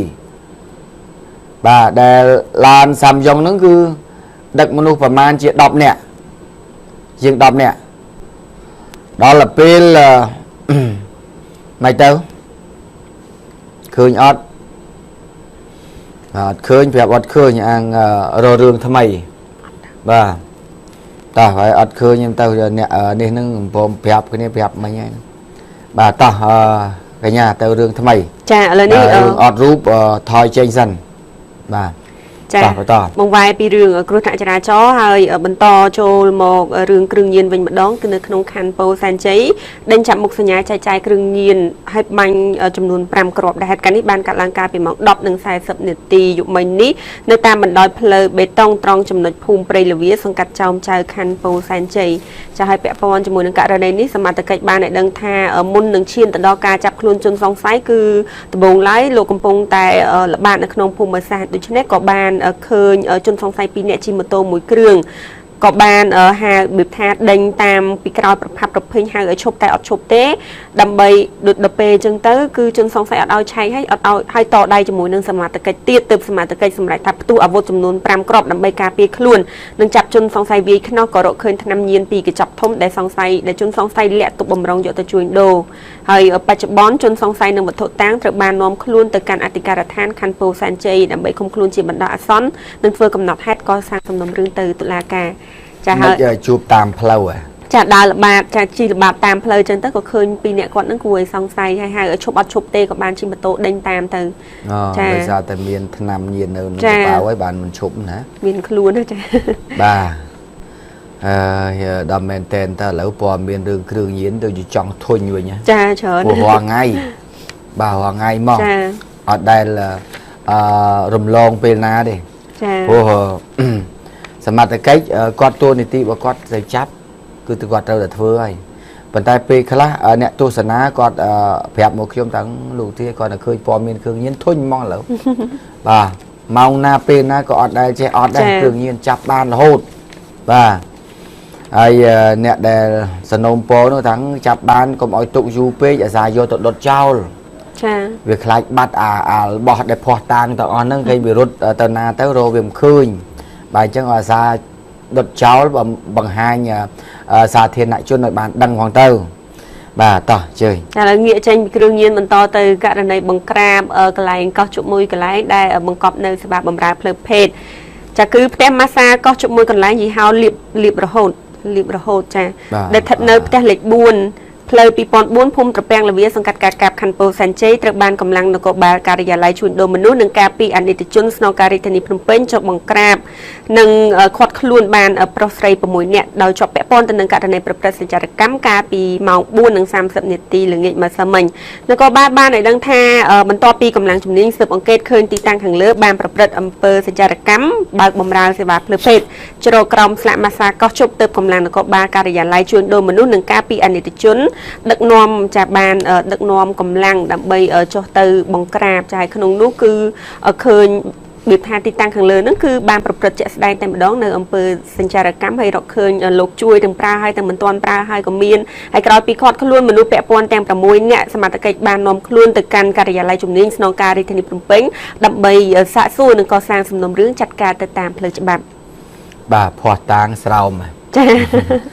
ស្រោមប្រើហើយសូមប្រើមិញអីទេហាងអីគេមិញចាហាងឈ្មោះអីមិញលៀបរហូតនេះលៀបរហូតមានលៀបរហូតចាពេងរហូតមានលៀបហើយតែនោះមានលៀបរហូតដែរប៉ុន្តែដាក់ខាងក្រៅដាក់ឈ្មោះថាហាងកោសជប់លៀបរហូតបាទនឹងគេលៀបអីណាលៀបនេះលៀបសំណាងលៀបបានមានលៀបសំណាងឬក៏យកអីទៅលៀបយើងដឹងអានេះលុយខ្លាំងខ្លាយឬក៏លុយមែនតើអត់បានបញ្ជាក់នៅក្នុងនេះទេបើសិនជាលុយខ្លាំងខ្លាយអានឹងមកឲ្យចូលក្នុងរឿងនោះហើយចាបាទមួយទៀតមិនលៀបរហូតនេះស្ទាបរហូតចូលទៅស្ទាបរហូតនឹងសម្រាប់ដូចថាដាក់ហាងអីសំនៅលោកនាទីអត់ដាក់ហាងស្ទាបរហូតបានទៅ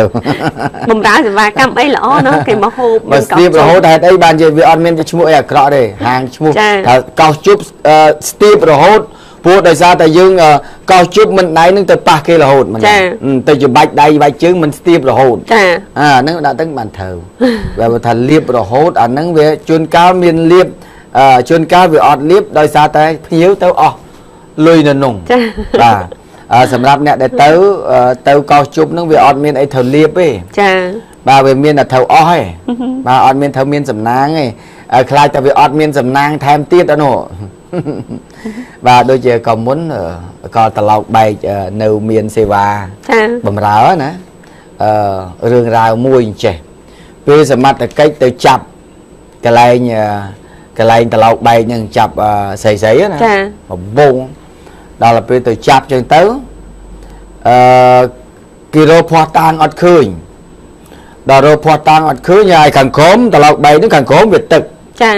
អញ្ចឹងសមត្ថកិច្ចឲ្យក្រុមក្មេងៗនៅនោះតែឲ្យមើលខាងក្រោមមានស្រោមមានអីអានឹងតែអត់ទេពួយខាងក្រោមនេះគឺស្រោមតម្លាក់ទៅប្រមាណត្រីស៊ីទាំងអស់ត្រីនៅខាងក្រោមច្រើនណាបើពួកឯងជឿចាំមើលត្រីហើមួយបើពួកឯងចាំមុខបាញ់ជាពីងកស៊ូបានត្រីទុកមួយពួកឯងយកមកវះមកបំសិតទៅស្រោមពួកឯងបាច់ទៅរទេងាប់ហើយសូមប្រើហើយនេះត្រីទុកស៊ីអស់ហើយហ្នឹងហើយកាលជំនាន់នេះខ្ញុំអត់សូវចូលចិត្តញ៉ាំត្រីមានតាមានថ្ងៃមួយនោះគេយកត្រីទុកក៏នឹងចាប់បាននៅចាប់បានពេលគេចាប់ដើមចាក់ដីលុបបូមខ្សាច់លុបបង្កក់នោះចាបាទបង្កក់លុបបង្កក់ដល់ពេលចឹងទៅត្រីធំហ่ะគេចាប់បានដល់ពេលគេយកមកស្ងោជ្រក់អីស៊ីនៅខាងនោះគេមានហាងមួយអានោះគេហាងតប៉ែហាងតប៉ែចាបាទនោះក៏នោះគេហៅថាសូនីកិច្ចពុនគេប្រើពាក្យអញ្ចឹងតែតាមពិតស្រាតប៉ែតែនោះគេហៅថាសូនីកិច្ចពុនចាតប៉ែដាក់ទៅនោះដល់គេស្ងោឲ្យហើយជាមួយមិត្តភ័ក្តិនោះវាបានត្រីធំនោះមកវាស៊ីកាពះវិញចាដាក់កាពះទៅនឹងគ្រើបនៅនឹងថាកាពះសោមដាក់ទៅថាកាពះនេះស្វិតដល់ហើយគ្រើនេះដែរមើលអីណាកាពះត្រីណាលន់ឬគ្រើតទេដល់ដកចេញមកស្រោមនឹងមិនទេបាក់ចាប់បាយហ្មងចឹងចាប់រួយបានដល់ពេលវា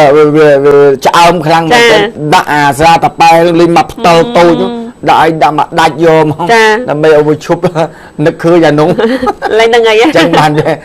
នវាស្វិតហើយនឹងយឺតណាស់ mười chụp bạn tao chơi tao tiền chả lúa thịt lúa trong bắt to hưởng lục prom mai bắt to tiền đó lúa thịt phụ anh ấy trong ăn miên hưởng chả cho thế thay mình mất chả choแต่ละดังเมนรูปแล้วเนี่ยเราคุยแล้วเนี่ยช่อมตะการนายยัยเอากี่มือมุกตะช่อมยัยดิแล้วส้มปะตอแต่เรื่องนั่งติดดำไปเอาตัวแทนในชนเชียบอมปีเรื่องปรุงมาสลับหนึ่งโดยซาแต่การในมาสมัยนึงเพียบตาปรุงมาสลับหนึ่งให้บ้านเชี่ยทัวร์ทั้งไงนิกช่อมยกมอกทรายลางวิ่งโดยซาแต่สมัยบ้านทรายมาดองแต่หายเป็นแต่ไปมัดบ้านnơiแต่ปะตอซัวบอกช่อมได้ละได้เลยเนี่ยมือตีบ่วนอันมีอารมณ์ใหญ่แล้วจ้าต่อจะคือรถยนต์ดักเนี่ยดำน้ำสตึงไตรรัตนคดีได้มีตุกมนุษย์ดับใบเนี่ยบานบกจมวยนังมโตกระลับโชว์ตักเพื่อเอาเนี่ยเบารถยนต์นังสตรีมันเนี่ยสลับเฮยนังกบาลเช่นเนี่ยเบามโตมันเนี่ยก็บานสลับได้การปีมองผมบนนังสายสับเนี่ยตีปรักมาสมัยตรองฉันลอบบังโกย500 ปี100 ใบขนมภูมิกบาลหรือเมียคมกบาลหรือเมียสกเซซานไข่สตึงไตรลูกล้อนชาสมโตคือลูกลอดมาร้อนเมปอกบาหรือเมียบานในดังทาจนลงกรุได้สลับขนมการในกรุธนาจราจรมีนที่มวยคือลูกปรุงไม้อายุ50 ชนเชียมุนเตรนกบาประจำการในภูมิกบาหรือเมียสกเซซานจีเนียบางมโตตีปีมูซาเหมาะเพชรปรอยอยู่50 ชนจีเนียบางรถยนต์บานสลับให้มีตีลุมเนื้อในแขกสตึงไตรหนึ่งจงกราวมัวเลืองนารีมีตีลุมเนื้อในแขกรัตนกรีจำนายในชีขนมรถยนต์จีจราเนี่ยเตี้ยดอกบัวทุนแสงลูกเมป้อบรรทอไปดังทิศท่ารถยนต์ซ้ำยงดังเนี่ยดำน้ำบานเจนปีแคสตังไตรแต่การแคสรัตนกิริตกมนุษย์จำนวนเชียงดับเนี่ยให้รถยนต์บกมโตมาซ้ำจะรถยนต์บกมโตคือมีนมาซ้ำยงปอมีนเนี่ยตามเปิดเวทีเซจะลำรถยนต์มาซ้ำยงตกบกมโตมาสมาจังบ้าอย่างกัดปนังบ้าจังโดยซาแต่รถยนต์นี้บางบ่อขนมtừ đầu ปีแคสตังไตรเต๋อรัตนกิรีปัจจัยกอบชวนเป็นนู้โมโตระบบผลิตเนี่ยกอดจีมองเป็นอะไรฉลองกัดพลาวมหายโดยหายกอดบางสอบตึกโดยขี้โดยหายกอดเงี้ยโมโตบอกกอดนั่งโมโจข้างกับโรงลานดาวเราเป็นละลานเนี่ยเป็นกระปุงแต่เลือนกระปุงแต่เลือนจังบกปิงเต็มหึงเต็มน้องทัวไอล้านกับลับกับงาตัวโจตึกจังเวสนามนุษย์เชียงดอกเนี่ยในเรือลานนู้โดยซาแต่ลานนี่ไปโจตึกบาสันจีจอมอะไรได้เรื่องก็บะกอสลับตื้อแต่ต่างออกได้บาตะกองล้านก็สลับเต้าบาตะกองล้านสลับเต้าทางโมโตก็ทางปลินี่ก็สลับเต้าบาจังทางล้านปีเนี้ยทางปลินี่มันเนี่ยหายเนี่ยได้ชั่วโมงปรุงไม้นี่คือทางปลิบาทางปลิได้ชั่วโมงปรุงไม้ในปอกบาดมีพวกบาร์ไม่บอกกอดสลับบาดไทยบาดนี้เหตุประเมินตัวแทนในชนจุ่มวิญญาณปีเรื่องราวครูธนาจรายจอการลาในครองปฏิบัติบ่อยยืงเนื้อแต่จีเศร้าวิญญาณกรรมดอรุนทุดดอได้รุนทุดดอได้จังสมอยบองปูนจีบรอดบ่อยยืงมีการปรงประหยัดปุ๊บจมพวกการในจรายจอต่างอ่อนนี่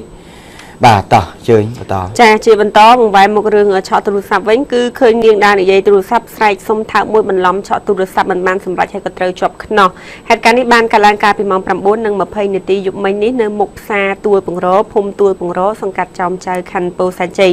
จนรองกรูชมือชอนใส่มมจิกรรมการณีรูจักกัดเดให้สนะเนื้อคันโปสันจีมีสกกำนัดเนื้อขัดกุมปดจำในตุรุศัพท์ได้เตยจนสองไซช็อกคือหมาซัมซุงจนสองไซได้คดคลุนบ้านมูนนายสุนลีอายุมาเพยประปีชน้ำจีจิงได้สนะเนื้อซาตัวปุงโรจนรองกรูบ้านในดังทางมุนไปการให้เนียงบ้านดาเตยบรรโจจุมเรียงในขนมตุรุศัพท์จะให้ก็จีเตอร์บรรทุกชั่วขนมซาตูปังโรบรรทอปีบรรโจริดอลให้เนียงบานดาแต่มันในเองในจำบอกบรรทุกชั่วเว้นเลยดาบรรดาในใจตุลสับบรรดาขณะดาจะดาบรรทุกให้ก็ทราบแต่มี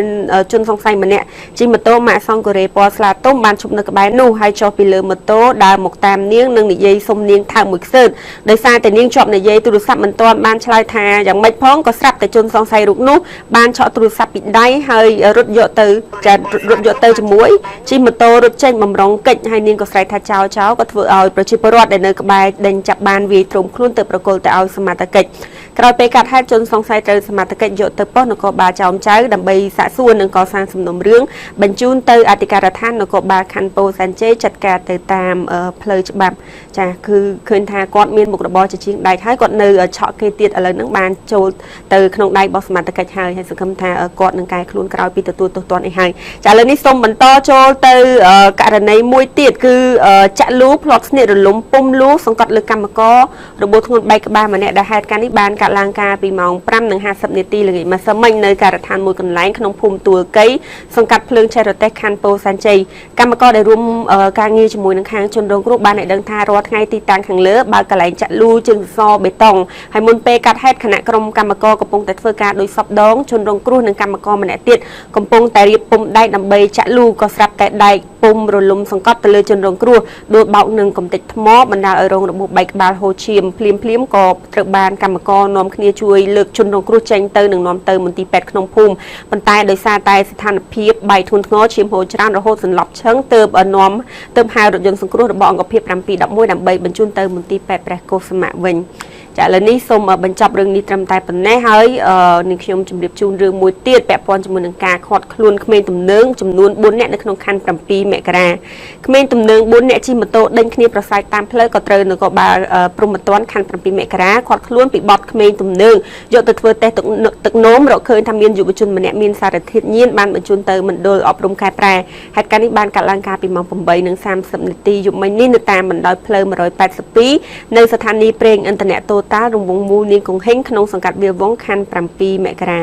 ចាបើតាមសម្ដីរបស់សមត្ថកិច្ចចាដែលបានល្បាតនៅក្នុងមូលដ្ឋានបានឲ្យដឹងថាខណៈដែលកំពុងល្បាតដល់កន្លែងកើតហេតុក៏ឃើញក្មេងទំនើង 4 នាក់ជិះម៉ូតូ 2 គ្រឿងប្រដេញគ្នាប្រសាយពេញផ្លូវធ្វើឲ្យសមត្ថកិច្ចស្មានថាមានហេតុការណ៍ដេញវាយគ្នា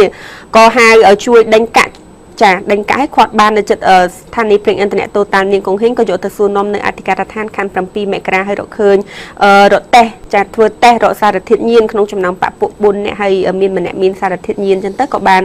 បញ្ជូនទៅមណ្ឌលអប់រំកែប្រែចំណែកយុវជន 3 នាក់ទៀតដែលអត់មានសារធាតុញៀនបានហៅឪពុកម្ដាយឲ្យទៅធានាដើម្បីឲ្យយកត្រឡប់ទៅផ្ទះវិញបាទនេះការត្រួតពិនិត្យមើលគ្រឿងញៀនហើយមិនចាំបាច់មានថ្នាំញៀននៅជាប់ខ្លួនទេតែកាលណាប្រើគេមានឧបករណ៍ធ្វើតេស្តទឹកនោមចាបាទអញ្ចឹងអត់មានអីធ្វើលាក់លៀមទេបាទហើយសូមបញ្ចប់ចុងក្រោយខ្ញុំបានទទួលសារពីមហាជនគាត់សួរថាតើតកតងនឹងករណីប្លន់ទូរស័ព្ទបាញ់សម្លាប់នៅក្នុងឡានស្ត្រី 2 នាក់រងរបួសធ្ងន់ 1ហើយនឹងស្រាល ម្នាក់ចាប់បានហើយទៅនៅបាទចម្លើយគឺចង់ប្រាប់ទៅវិញថាអត់ទាន់ចាប់បានទេបាទហើយក៏អត់ទាន់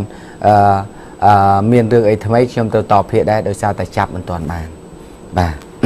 នឹងសូមឆ្លើយតបទៅតែប៉ុណ្្នឹងវិញទេបាទប្រិមិត្តទូទាំងជនដោយសារពេលវេលាដល់ម៉ោងសម្រាប់ទៅហើយចឹងខ្ញុំពីអ្នកសូមពេលសម្រាប់បន្តិចសិនបាទ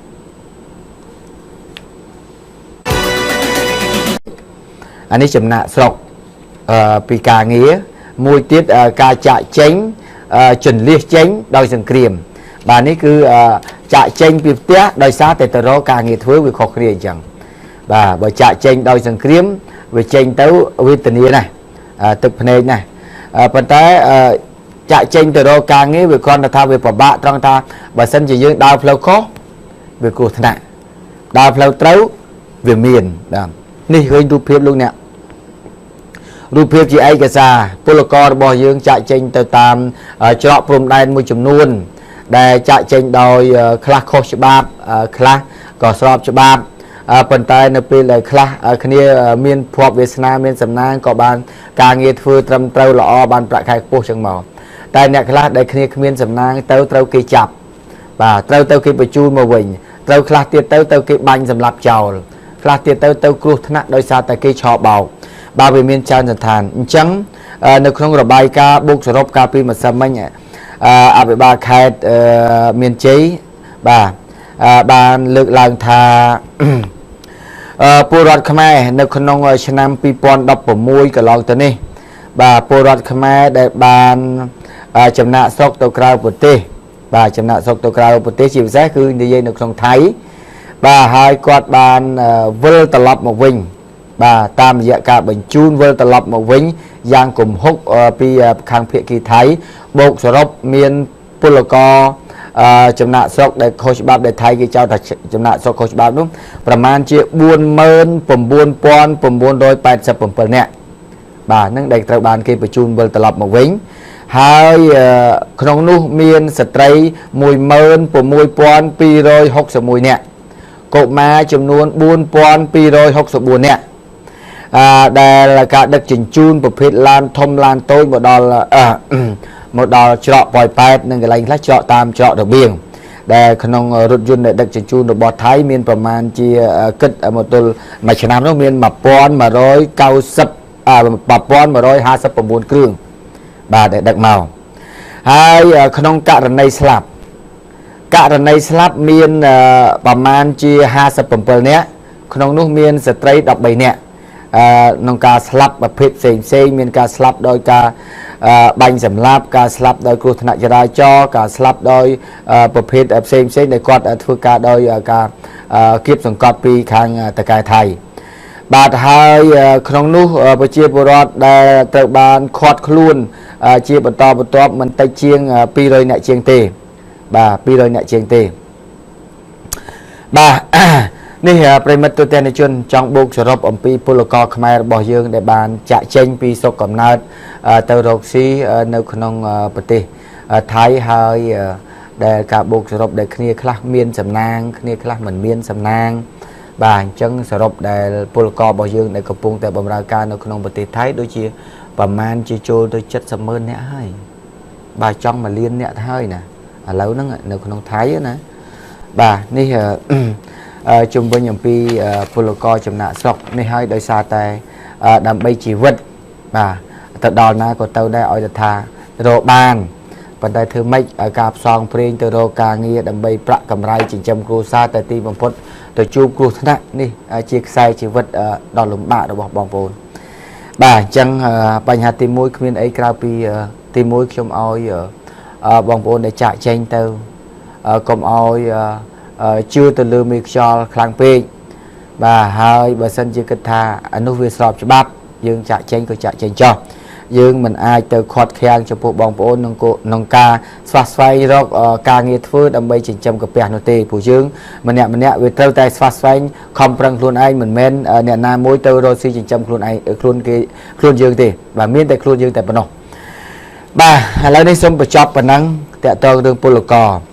ឥឡូវយើងក៏លេខទៅមើលពិធីរៀបអាពាហ៍ពិពាហ៍ខូបអាពាហ៍ពិពាហ៍ចំពោះគ្រួសារដែលបានរៀបការរួចហើយប៉ុន្តែឥឡូវធ្វើពិធីខូបបាទពិធីខូបហើយពិធីខូបអាពាហ៍ពិពាហ៍នេះលោកអ្នកគឺសិតតែវ័យចាស់ទេមានគូសកលដែលចាស់ខ្លះក្មេងខ្លះបានមកធ្វើពិធីខូបអនុស្សាវរីយ៍ដែលមានចំនួន250គូបាទអីបានទៅធ្វើគេនេះសិតតែគាត់មកចង់រៀបការឡើងវិញបាទ250គូនេះគឺគាត់បានមកចូលរួមធ្វើពិធីអាពាហ៍ពិពាហ៍ក្នុងនាមជាគូស្វាមីភរិយារបស់គាត់ចាស់250គូដែលត្រូវបានរៀបចំឡើងដោយសមាគមមួយនៅក្នុងស្រុកអូជ្រៅបាទនៅក្នុងស្រុកអូជ្រៅដែលនេះគឺជាអង្គការសហព័ន្ធសន្តិភាពសកលកម្ពុជាដែលគាត់ជាអ្នករៀបចំណាបាទគាត់រៀបចំនៅក្នុងអ្នកនៅជាដែនបាទអង្គការសហព័ន្ធសន្តិភាពសកលកម្ពុជាហ្នឹងគឺគាត់រំលឹកពីខួបអនុស្សាវរីយ៍អាពាហ៍ពិពាហ៍នេះដល់មន្ត្រីរាជការប្រជាពលរដ្ឋសាមញ្ញបាទនៅក្នុងស្ថាប័នដើម្បីឲ្យគាត់នឹកឃើញអំពីអនុស្សាវរីយ៍កាលពីគាត់នៅវ័យវ័យនៅលីវចានៅក្មេងនេះគាត់ធ្វើនិមិត្តសញ្ញាវាយប្តីនេះគឺចង់ប្រាប់ថាណែប្រពន្ធប្តីទាំងពីរនាក់វាធម្មតារស់នៅក្នុងផ្ទះជាមួយគ្នាវាតែងតែមានពេលខ្លះតែកម្មកោខ្លះហើយប៉ុន្តែឥឡូវហ្នឹងប្រពន្ធថាសុំក្នុងពិធីហ្នឹងសុំយកអានលូមួយរៀងស្រាលទេវាយកកូតប្តីថាធ្លាប់ធ្វើបាបខ្ញុំកន្លងមក បាទអញ្ចឹងគោលបំណងសំខាន់របស់ខាងអង្គការសហព័ន្ធសន្តិភាពសកលកម្ពុជាដែលគាត់ចង់រៀបចំឲ្យមានការរំលឹកអនុស្សាវរីយ៍អាពាហ៍ពិពាហ៍នេះគឺទី1ចង់ឲ្យគ្រួសារទាំងអស់ហ្នឹងបាទនៅទូទាំងប្រទេសមិនមែនសម្រាប់តែ250គូនេះទេនៅទូទាំងប្រទេសតែម្ដងឲ្យចេះស្រឡាញ់គ្រួសារឲ្យចេះស្រឡាញ់ប្រពន្ធកូនកុំធ្វើបាបកុំឲ្យមានអំពើហិង្សាកើតឡើងធ្វើយ៉ាងណាឲ្យមានតែសន្តិភាពនៅក្នុងគ្រួសារបាទកាលណាបើសិនជាមានសន្តិភាពនៅក្នុងគ្រួសារគឺសេរីសួស្តីគឺចំណូលដែលត្រូវបានរកស៊ីសម្រាប់គ្រួសារទាំងនោះគឺប្រកាសជានឹងរីកចម្រើនជាមិនខានហើយកាលណារីកចម្រើនគ្រួសារហើយសង្គមរបស់យើងក៏រីកចម្រើនដែរក៏រីកលូតលាស់ក្នុងការអភិវឌ្ឍដែរអញ្ចឹងអ្វីក៏ដោយដូចជាគេនិយាយថាទោះបីមានប៉ុណ្ណាធំប៉ុណ្ណាបើសិនជាសុខភាពធ្លាក់ទ្រុឌទ្រោមហើយទៅលេងរួចហើយចា៎បាទទៅអត់រួចទេអញ្ចឹងការពារសុខភាពជាបឋមបាទជាបឋមដើម្បីឲ្យយើងអភិវឌ្ឍគ្រួសារទៅបានតើតសុខភាពយើងរឹងមាំបាទបើមិនរឹងមាំទ្រុឌទ្រោមដើរជាប់ឈឺដើរអូសរទេះដូចអីតើមានអ្នកណានឹងឱកាសសម្រាប់អភិវឌ្ឍគ្រួសារបាទធ្វើម៉េចជួយជាតិយើងបានបាទទន្ទឹមនឹងជួយជាតិក៏យើងទៅជួយគ្រួសារយើងដែរអញ្ចឹងនិមិត្តសញ្ញានៃការធ្វើខួបអាពាហ៍ពិពាហ៍សម្រាប់គ្រួសារប្តីប្រពន្ធចាស់នេះគឺក្នុងន័យថាសូមឲ្យគ្រួសារទាំងអស់ចេះស្រឡាញ់គ្នាចេះរួបរวมគ្នាដូចជាការរួបរวมគ្នានៅក្នុងគ្រួសារដូចជាការរួបរวมគ្នានៅក្នុងប្រទេសជាតិទាំងមូលដែរចេះជួយគ្នាទៅវិញទៅមកបាទបាទនេះគឺគូប្តីប្រពន្ធចាស់បាទបានរំលឹកអនុស្សាវរីយ៍គ្នាទៅវិញទៅមកហើយជុលកែវស្រាក្រហមបាទក្រេបមួយកែវ2នាក់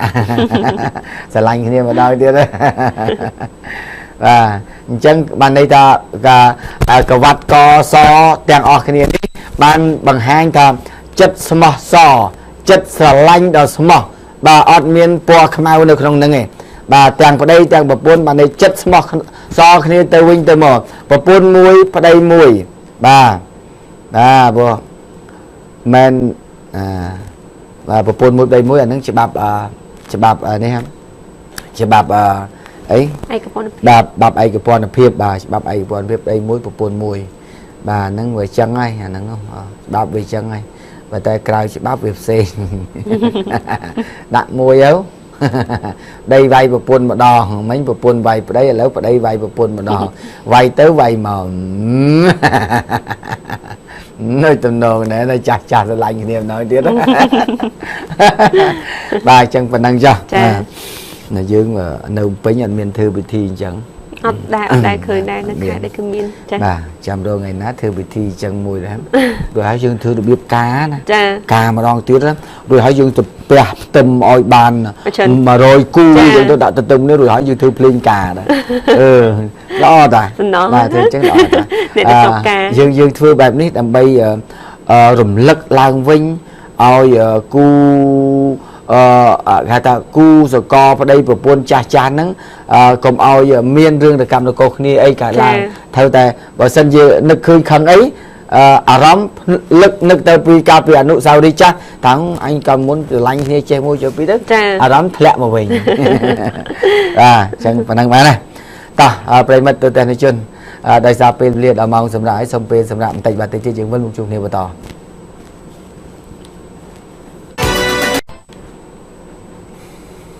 បាទទូទាំងជនយើងវិលមកជួបគ្នាបន្តវគ្គចុងក្រោយ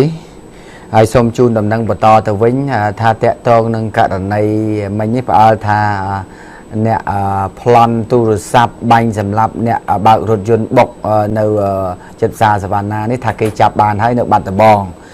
ប៉ុន្តែតាមព័ត៌មានមិញនេះនៅបាត់ដំបងគេថាចាប់បានចោលប្លន់ដល់សកម្មនៅបាត់ដំបងទេ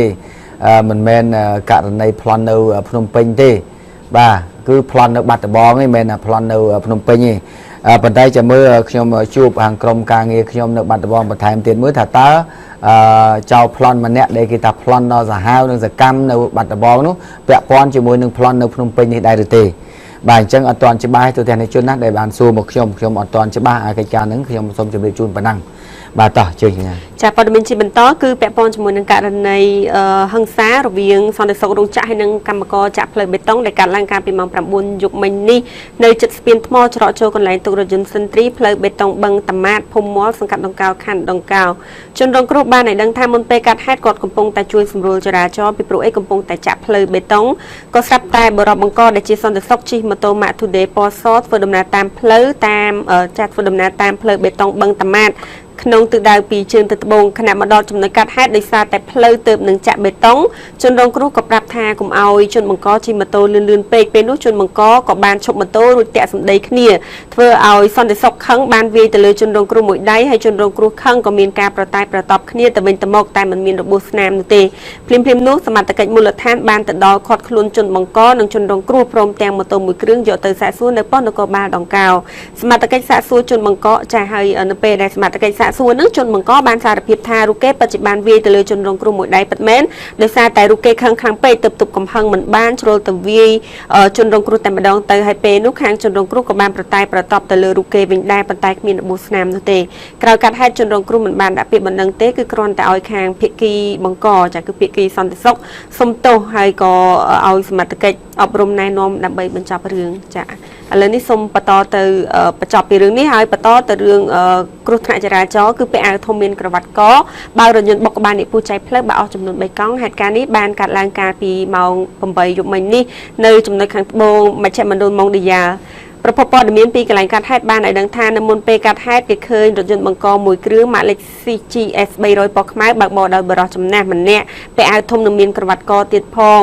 បាទហើយមានថាមានស្ថិតនៅក្នុងស្ថានភាពស្រវឹងបើកបរពីត្បូងទៅជើងក្នុងលបឿនលឿននៅពេលដែលមកដល់ចំណុចកាត់ហេតុហ្នឹងគឺបានរេចង្គោទៅបុកក្បាលអ្នកពូចៃទ្រូងផ្លូវទាំងកំរោលបណ្ដាលឲ្យបាក់អស់ចំនួន3កង់ហើយរថយន្តបានហោះទៅទុំលើរបាំងថ្មពូចៃផ្លូវទៅមុខឡើងរួចធ្វើឲ្យរថយន្តបង្កខ្ទេចផ្នែកខាងមុខក្រោយពេលកាត់ហេតុគេឃើញម្ចាស់រថយន្តចុះពីលើរថយន្តដើរមើលជុំវិញរថយន្តហើយបានហៅម៉ូតូឌុបជិះចេញទៅបាត់ទៅបន្សល់ទុករថយន្តនៅនឹងកន្លែងកាត់ហេតុត្រូវបានសមត្ថកិច្ចមូលដ្ឋានតាក់ទងទៅខាងជំនាញចរាចរណ៍ជើងគោករាជធានីមកបោះវែងនិងអូសយករថយន្តខាងលើទៅរក្សានៅការិយាល័យស្នងការរាជធានីរងចាំការដោះស្រាយនៅពេលក្រោយជាបន្តទៀតចាឥឡូវសូមបន្តទៅរឿងបុកក្បាលអ្នកពូចៃទ្រូងផ្លូវដែរប៉ុន្តែនៅក្នុងខណ្ឌសែនសុខវិញសូមបញ្ជាក់បន្តិចតាក់ទងរឿងពាក់ក្រវ៉ាត់កបើកឡានបុកទ្រូងផ្លូវដែរមកមិញគាត់ថាគាត់ស្វឹងហ៎អត់ទេស្ថិតនៅក្នុងស្ថានភាពស្វឹងឯងគាត់ជិះទៅបាត់ហើយមានបានរូបភាពអញ្ចឹងដើម្បីកុំឲ្យវាជាប់ដានជាមួយនឹងក្រវ៉ាត់កដែរអញ្ចឹងទៅមើលទៀតណាបុកអីខ្លះមើលបុកអីខ្លះមិនទៅមើលទៀតណាវាមិនបានវាបុកអញ្ចឹងវ៉ៃហាអាណាយកថ្មមកដាក់កណ្ដាលផ្លូវវ៉ៃអីដល់ល្មងចាប់ប្រួយវ៉ៃអត់មានឃើញឡានឯងនេះខំតនុយក្រវ៉ាត់កស្អាតយកផ្លូវយកថ្មមកដាក់កណ្ដាលផ្លូវវ៉ៃអើយពូអើយពូបាទអញ្ចឹងបានន័យថាអ្នកដែលមានក្រវ៉ាត់កស្អាតមិនប្រកាសថាបើកអត់ចំទិសបើកត្រូវទិសទេណាចាបាទវឹងហើយអីនៅពីមុខក៏ត្រូវតែទម្លុះទម្លាយដែរអាហ្នឹងវាថាដល់ហើយនោះបាទហ្នឹងវាចឹងរឿងចឹងបាទតោះបន្តចារឿងបុកក្បាលអ្នកពុះចៃផ្លូវទៀតលើកតែបាក់អស់7កង់លើសករណីមិញ4កង់ចានៅក្នុងខណ្ឌសែនសុខវិញម្ដងត្រង់មុខចំណុចមុខបណ្ណាល័យហ៊ុនសែនហើយហេតុការណ៍នេះបានកាលឡើងកាលពីម៉ោង 11:40 នាទីយប់មិញនេះប្រពន្ធព័ត៌មានបានឲ្យដឹងថាមុនកាត់ហេតុគឺគេឃើញរថយន្តម៉ាកកាមេរីហើយព្រិតពតស្ករបើកបរដោយបរិសុទ្ធ2នាក់ក្នុងទិសដៅពីជើងទៅត្បូងក្នុងស្ថានភាពស្រវឹងដល់ចំណុចកាត់ហេតុដោយសារតែស្រវឹងក៏រេចង្គោទៅឆ្វេងដៃក៏បុកក្បាលអ្នកពុះចៃទ្រូងផ្លូវបណ្ដាលឲ្យបាក់ចំនួន7កង់ខ្ទាតដុំថ្មបែករាយប៉ែពេញផ្លូវហើយភ្លាមនោះដោយសារតែរថយន្តមិនទាន់អស់ល្បឿនទេគឺបានបើកទៅមុខចេញពីកន្លែងកាត់ហេតុប្រមាណជា20ម៉ែត្រទើបរថយន្តដាច់កង់មុខខាងឆ្វេងបើកទៅមុខឡើងរួចតែមិនបង្កឲ្យអ្នកទាំងពីរដែលនៅក្នុងរថយន្តនោះរងរបួសនោះទេភ្លាមនោះគេឃើញម្ចាស់រថយន្តខាងលើបានបើករថយន្តរត់គេចខ្លួនបាត់ស្រមោលទុកតែរថយន្តចានៅនឹងកន្លែងកាត់ហេតុម្ចាស់រថយន្តខាងលើបានបើករថយន្តរត់គេចខ្លួនចាប្រហែលជាមានឡានគេមកយកគាត់ផ្សេងទៀតតែមើលចាឥឡូវនេះហើយចានៅបន្តទៀតគឺក្រោយពេលកាត់ហេតុរថយន្តបង្កត្រូវនគរបាលចរាចរណ៍ជើងគោកវាស់វែងនិងស្ទូចយកទៅរក្សាទុកនៅការិយាល័យចរាចរណ៍ស្នងការរាជធានីភ្នំពេញរងចាំការដោះស្រាយនៅពេលក្រោយជាបន្តទៀតចាឥឡូវសូមបន្តទៅរឿង បើកឡានបុកបានអ្នកពុះចែកផ្លូវបាក់អស់ពីកង់ទៀតនៅខាងខណ្ឌពោធិ៍សែនជ័យបង្កដោយជនជាតិចិនដោយសារតែគាត់ស្រវឹងចាហើយកូរ៉េចុងកូទៅបុកបាក់អស់ពីកង់ហើយបណ្ដាឲ្យរថយន្តបង្កហ្នឹងគឺខូចផ្នែកខាងឆ្វេងនិងដាច់កលេសកង់មុខចំហៀងខាងឆ្វេងហើយឥឡូវនេះគឺអត់ខុសពីករណីមុនទេគឺត្រូវបានសមត្ថកិច្ចហៅរថយន្តស្ទូចចាគឺយកទៅខាងការិយាល័យនគរបាលចរាចរណ៍ផ្លូវគោករាជធានីដើម្បីដោះស្រាយហើយចាឥឡូវនេះសូមងាកចេញពីរឿងបុកក្បាលអ្នកពុះចែកទ្រង់ផ្លូវប៉ុន្តែនៅក្នុងរឿងចរាចរណ៍ដដែលទេក្នុងខណ្ឌពោធិ៍សែនជ័យគឺស្រវឹងស្រាជិះម៉ូតូបុករងរបួសធ្ងន់ហេតុការណ៍នេះបានកាលឡើងកាលពីម៉ោង 9:05 នាទីយប់មិញនេះនៅតាមបណ្ដោយផ្លូវបេតុងក្នុងភូមិចម្ពោះវ័នសង្កាត់ចោមចៅខណ្ឌពោធិ៍សែនជ័យសាក់សីឃើញហេតុការណ៍បានឲ្យដឹងថាមុនពេលកាត់ហេតុគេបានឃើញបុរសម្នាក់ជិះម៉ូតូម៉ាក Honda ត្រៀមពណ៌ខ្មៅទិសដៅពីកាតាលិចក្នុងល្បឿនលឿនហើយស្រវឹងធ្វើដំណើរតាមផ្លូវបេតុងដែលទើបនឹងចាក់ថ្មីមកដល់ចំណុចកាត់ហេតុខាងលើដោយសារតែផ្លូវបេតុងទើបនឹងចាក់មានដាក់លូហាមអត់ឲ្យរថយន្តធំបើកឆ្លងកាត់ក៏ស្រាប់តែអ្នកជិះម៉ូតូមើលអត់ឃើញបានជិះទៅប៉ះនឹងលូនឹងឈ្នន់ម៉ូតូបណ្ដាលឲ្យដួលបែកមុខបែកមាត់រងរបួសធ្ងន់ក្រោយពេលកាត់ហេតុសមត្ថកិច្ចមូលដ្ឋានបានចុះមកដល់កន្លែងកាត់ហេតុទូរស័ព្ទហៅក្រុមគ្រួសារដឹកយកទៅព្យាបាលក៏ស្រាប់តែមានរថយន្តសង្គ្រោះទៅដល់ដឹកយកទៅព្យាបាលនៅ clinic រស្មីចំណែកឯម៉ូតូរបស់ជនរងគ្រោះត្រូវសមត្ថកិច្ចប្រគល់ឲ្យសាច់ញាតិយកត្រឡប់ទៅផ្ទះវិញហើយចាឥឡូវនេះសូមបញ្ចប់គ្រោះថ្នាក់ចរាចរណ៍ត្រឹមតែប៉ុណ្ណេះហើយងាកមកខាងរឿងគ្រូបង្រៀនភាសាអង់គ្លេសអត់ទៅបង្រៀន2ថ្ងៃទេតែប្រទះឃើញដេកស្លាប់នៅក្នុងផ្ទះចាហេតុការណ៍នេះបានកាលឡើងកាលពីម៉ោង3ចាម៉ោង3ទៀបភ្លឺ3ព្រឹកថ្ងៃទី23ខែមករាចានៅចំណុចផ្ទះជួលលេខ44ក្នុងភូមិសន្សំកសល2សង្កាត់បឹងតំពុនខណ្ឌមានជ័យចាសពបរិសដែលដេកស្លាប់នោះមានឈ្មោះថា Bernard Roy ភេទប្រុសអាយុ67ឆ្នាំជាជនជាតិអាមេរិកហើយបង្រៀនភាសាអង់គ្លេសនៅសាលាឯកជនហើយគេ